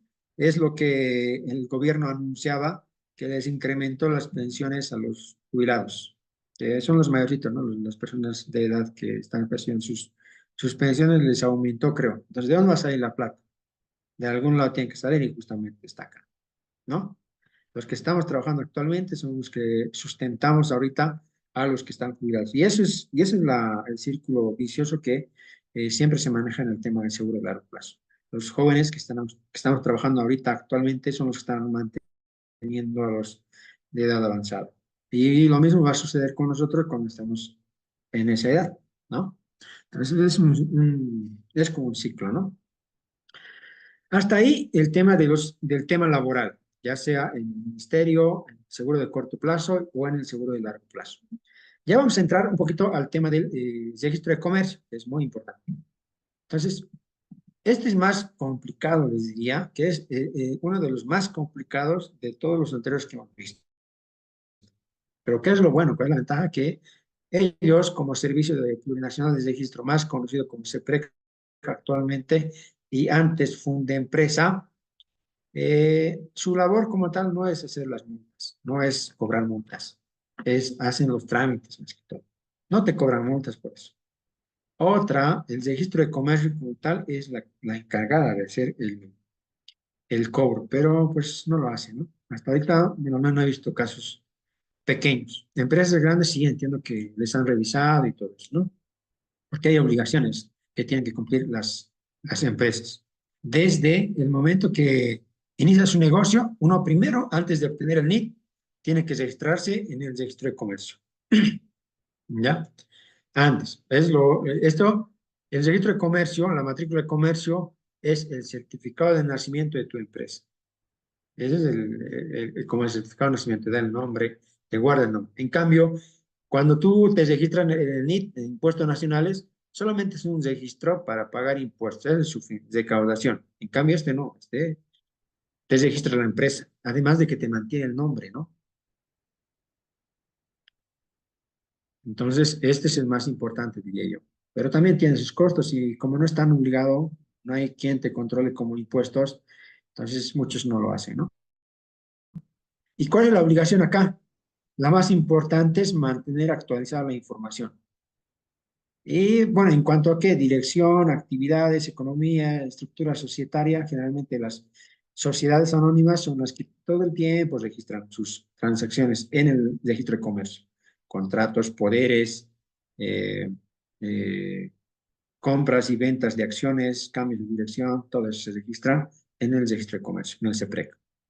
Cumplimiento de formalidades, tienen que asegurarse de que los estatutos de la empresa, sus modificaciones, fusiones, extinciones o cualquier cambio importante sean registrados y publicados conforme a la normativa vigente. No es muy escuchado, no se escucha mucho en el ambiente, en el ámbito profesional y de la empresa como tal, el tema de fusiones, ¿ya? Esta parte de acá. Pero se da. Hay muchas empresas que se fusionan, ¿ya? Internamente han hecho una transacción, venta, etcétera, por algún beneficio, porque nadie se beneficia así nomás, se compra y vende por así nomás, ¿no? O puede que haya una estrategia mercantil para crecimiento, se juntan dos empresas del sector o que se complementan para crecer más, o una absorbe a una empresa que está ya en pérdida básicamente y se la absorbe. Entonces, el beneficio ahí es que absorben todas las obligaciones y derechos que tenía esa empresa. Si tenía pérdidas, a mí me va a permitir poder compensar esas pérdidas tal vez. Entonces, hay ciertas estrategias que se pueden hacer con estas cosas que no son muy utilizadas, por cierto, ¿no? Solo empresas grandes hacen este tipo de transacciones. Y bueno, pues los más naturales que hacen, en vez de analizar este tipo de situaciones, dan de baja el NIT y ya se olvida. Tal vez lo podrías haber vendido, ¿no? Esa es la pregunta que va a quedar aquí. Entonces, ¿a qué se refiere el régimen simplificado? Eh, el régimen simplificado es básicamente para los pequeñitos empresarios, negociantes, digamos, ¿no? Vivanderos, comerciantes minoristas, peluqueros, digamos, ¿no? O sea, personas que tienen muy, muy bajo ingreso y no van a poder, no, la diferencia es que no pagan el IVA ni el ITEN ni todo lo que hemos llevado eso. Por eso es que no nos tocó el tema acá, porque es para emprender, ¿no? Se supone que vamos a generar un negocio, emplear personas, generar fuentes de empleo, ingresos, que no va con el caso del régimen simplificado. El régimen simplificado simplemente es una persona sola que trabaja para su subsistencia, ¿ya? Y tiene más facilidades, obviamente, no paga todo eso que hemos visto, nada de estados financieros, declaraciones, nada, es bimensual y tiene sus características, que creo que es para otro tema, ¿no? Y bueno, este es el registro de comercio y hay formas también de registrarse, ¿no? Desde el principio tenemos que empezar con una asesoría fuerte para ver qué tipo de empresa vamos a constituir. Siempre es recomendado que si voy a constituir una empresa con varias personas, con familiares en especial, tiene que ser nomás una sociedad de responsabilidad limitada, ¿no? Un tipo de sociedad que garantice que tu patrimonio no se va a ver afectado. Porque ahorita, cuando nos va bien, siempre decimos, ¿no? Cuando nos va bien, todos somos felices, nos abrazamos, nos queremos, nos besamos, etcétera. Pero cuando a la empresa le vaya mal, todos van a decir, no, que era tu culpa, que no, que me debes, que eso era mío, etcétera. Entonces va a haber una pelea complicada. Entonces, en esos casos, si es en familiares sobre todo, es mejor tener la empresa como sociedad. Entonces, ahí no vas a depender tanto de lo que peleen ustedes, porque pueden recurrir a tribunales arbitrales que se encargan de resolver este tipo de controversias que pudieran tener, ¿no? Entonces es importante y además que tienes garantizado tu aporte legalmente en la empresa, no lo vas a perder. Y va a haber árbitros, liquidadores que van a encargarse de que se cumplan todas las normativas vigentes. Eso en el marco de la legalidad, obviamente. Si alguien constituye una empresa y solamente lo constituyó porque le apareció un contrato por aquí y por allá, entonces no, pues no va a dar, ¿no? No es empresa eso, solamente es momentáneo. Ya, entonces ya estamos en la parte final y he querido enfatizar lo que señala justamente el Código de Comercio y para actualizar la información justamente se requiere estados financieros. Y el Código de Comercio nos señala que los estados financieros deben ser llevados a cabo por un contador legalmente habilitado. Y estos son contadores que se encuentran registrados en el Colegio de Contadores o auditores. ¿Ya? Esto, por si acaso, conlleva responsabilidades.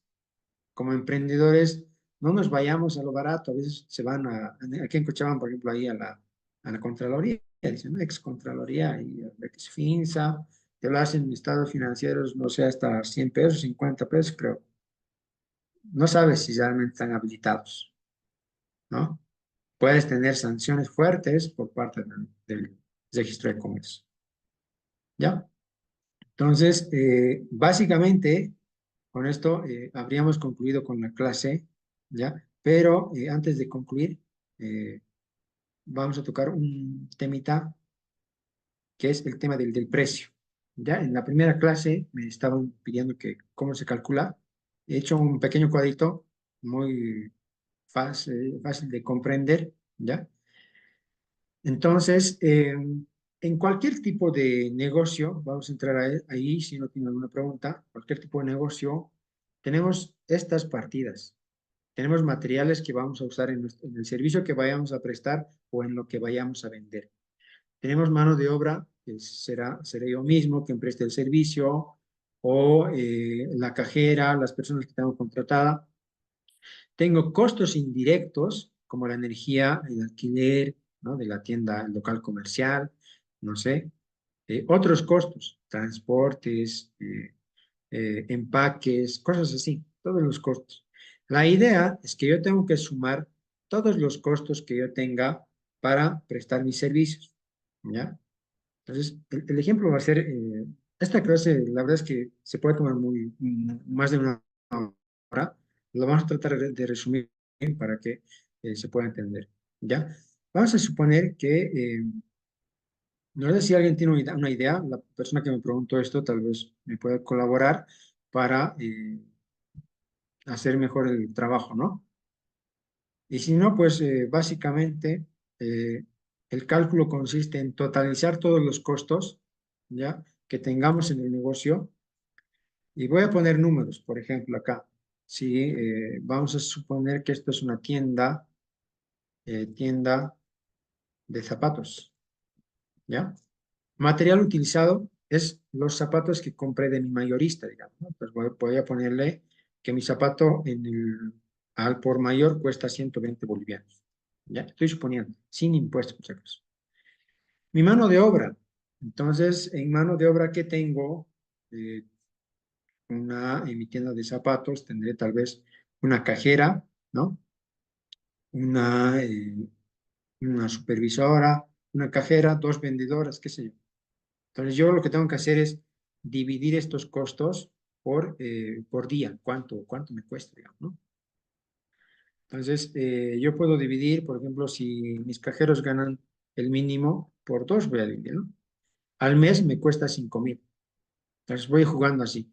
Pero como están asegurados, yo tengo que sumarle por lo menos un 46%. Estoy exagerando el número, ¿sale de dónde?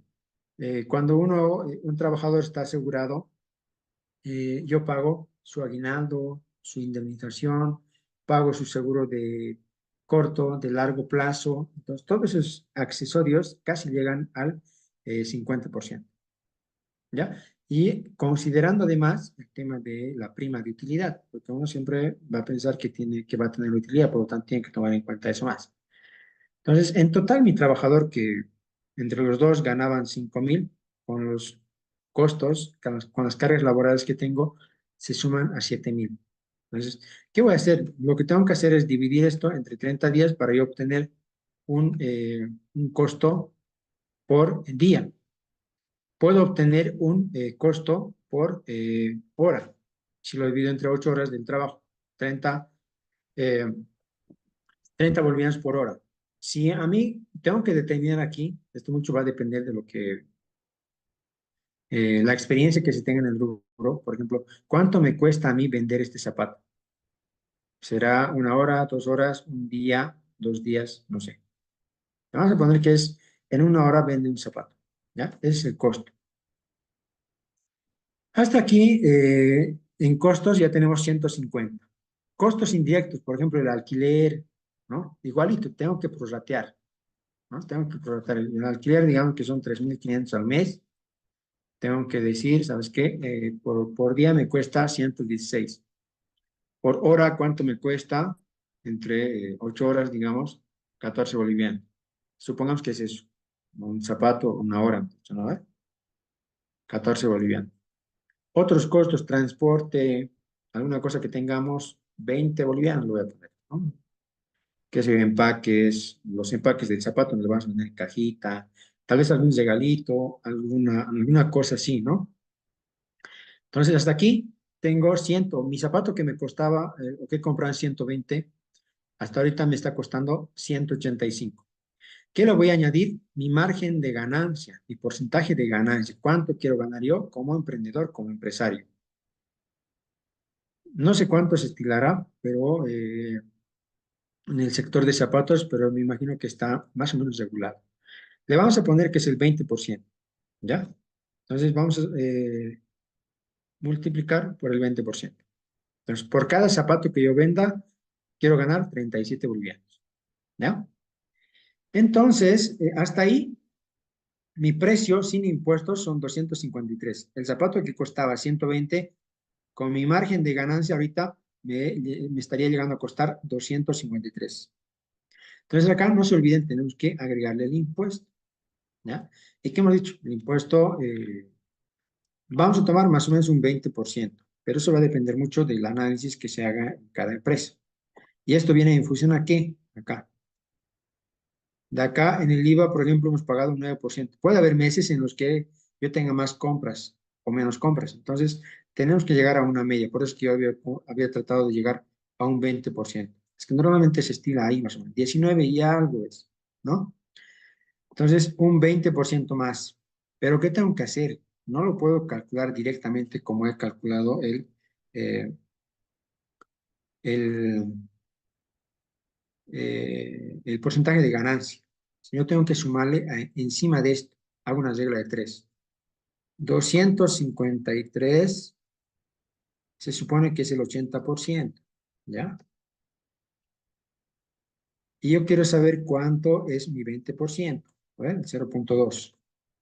Entonces multiplico esto por esto y divido esto entre esto, ¿verdad? Más o menos esa fórmula tengo que desarrollar en esta celda. Y al final voy a sumar el impuesto, ¿ya? Y obtengo mi precio facturado. Entonces, el precio que yo voy a poner en mi letrerito, en el letrerito del zapato, que me costaba 120 inicialmente, va a ser 316,81. Y es lo que les decía en la primera clase, esto yo tengo que agarrar y comparar. ¿Comparar con qué? Con otros zapatos similares, otras tiendas, etcétera. Si en la tienda de al lado este zapato cuesta 300, pues ya estoy en pérdida, ¿no ve? O me igualo, o bajaré, tengo que ofrecer algo más, digamos, ¿no? Un servicio, por ejemplo, puedes ofrecer de que tu tienda sirvan café o tienen ambientes más cómodos y obviamente de esa forma logras captar mejor atención de tus clientes. Bueno, pues con esto habríamos terminado ya definitivamente. Yo estoy muy agradecido con todos los participantes y espero haber sido de utilidad.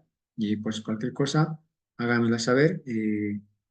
Estoy en redes sociales con mi nombre, César Cáceres Mina, y me pueden encontrar en cualquier momento y voy a tratar de responderlos en el momento que se pueda. Y pues muchas gracias. Y si alguien tuviera una pregunta o duda, por favor, creo que tenemos 5 minutos más antes de terminar la sesión.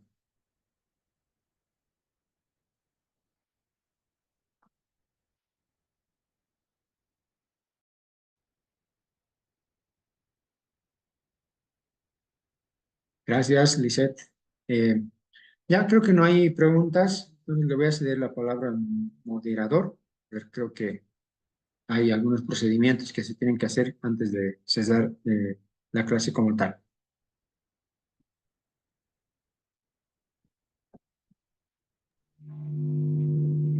Muchas gracias, querido docente, por esta última clase y también a todos los que están conectados.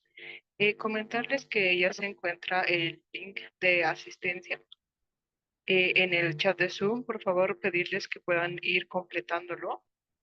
Y también, ya para finalizar, pedirles por favor que prendan sus cámaras para tomarnos una foto grupal y concluir con la clase de hoy.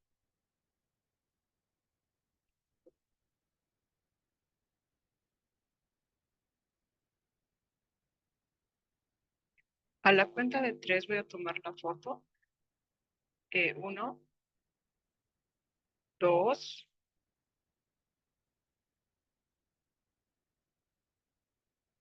y tres.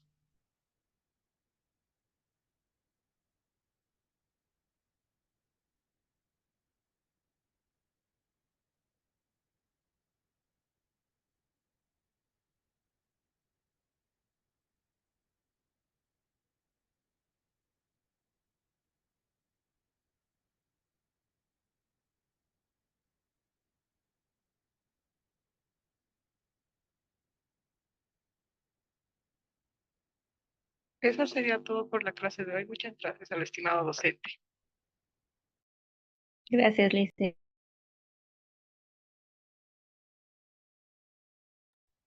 Muchas gracias a todos y pues hasta una próxima oportunidad.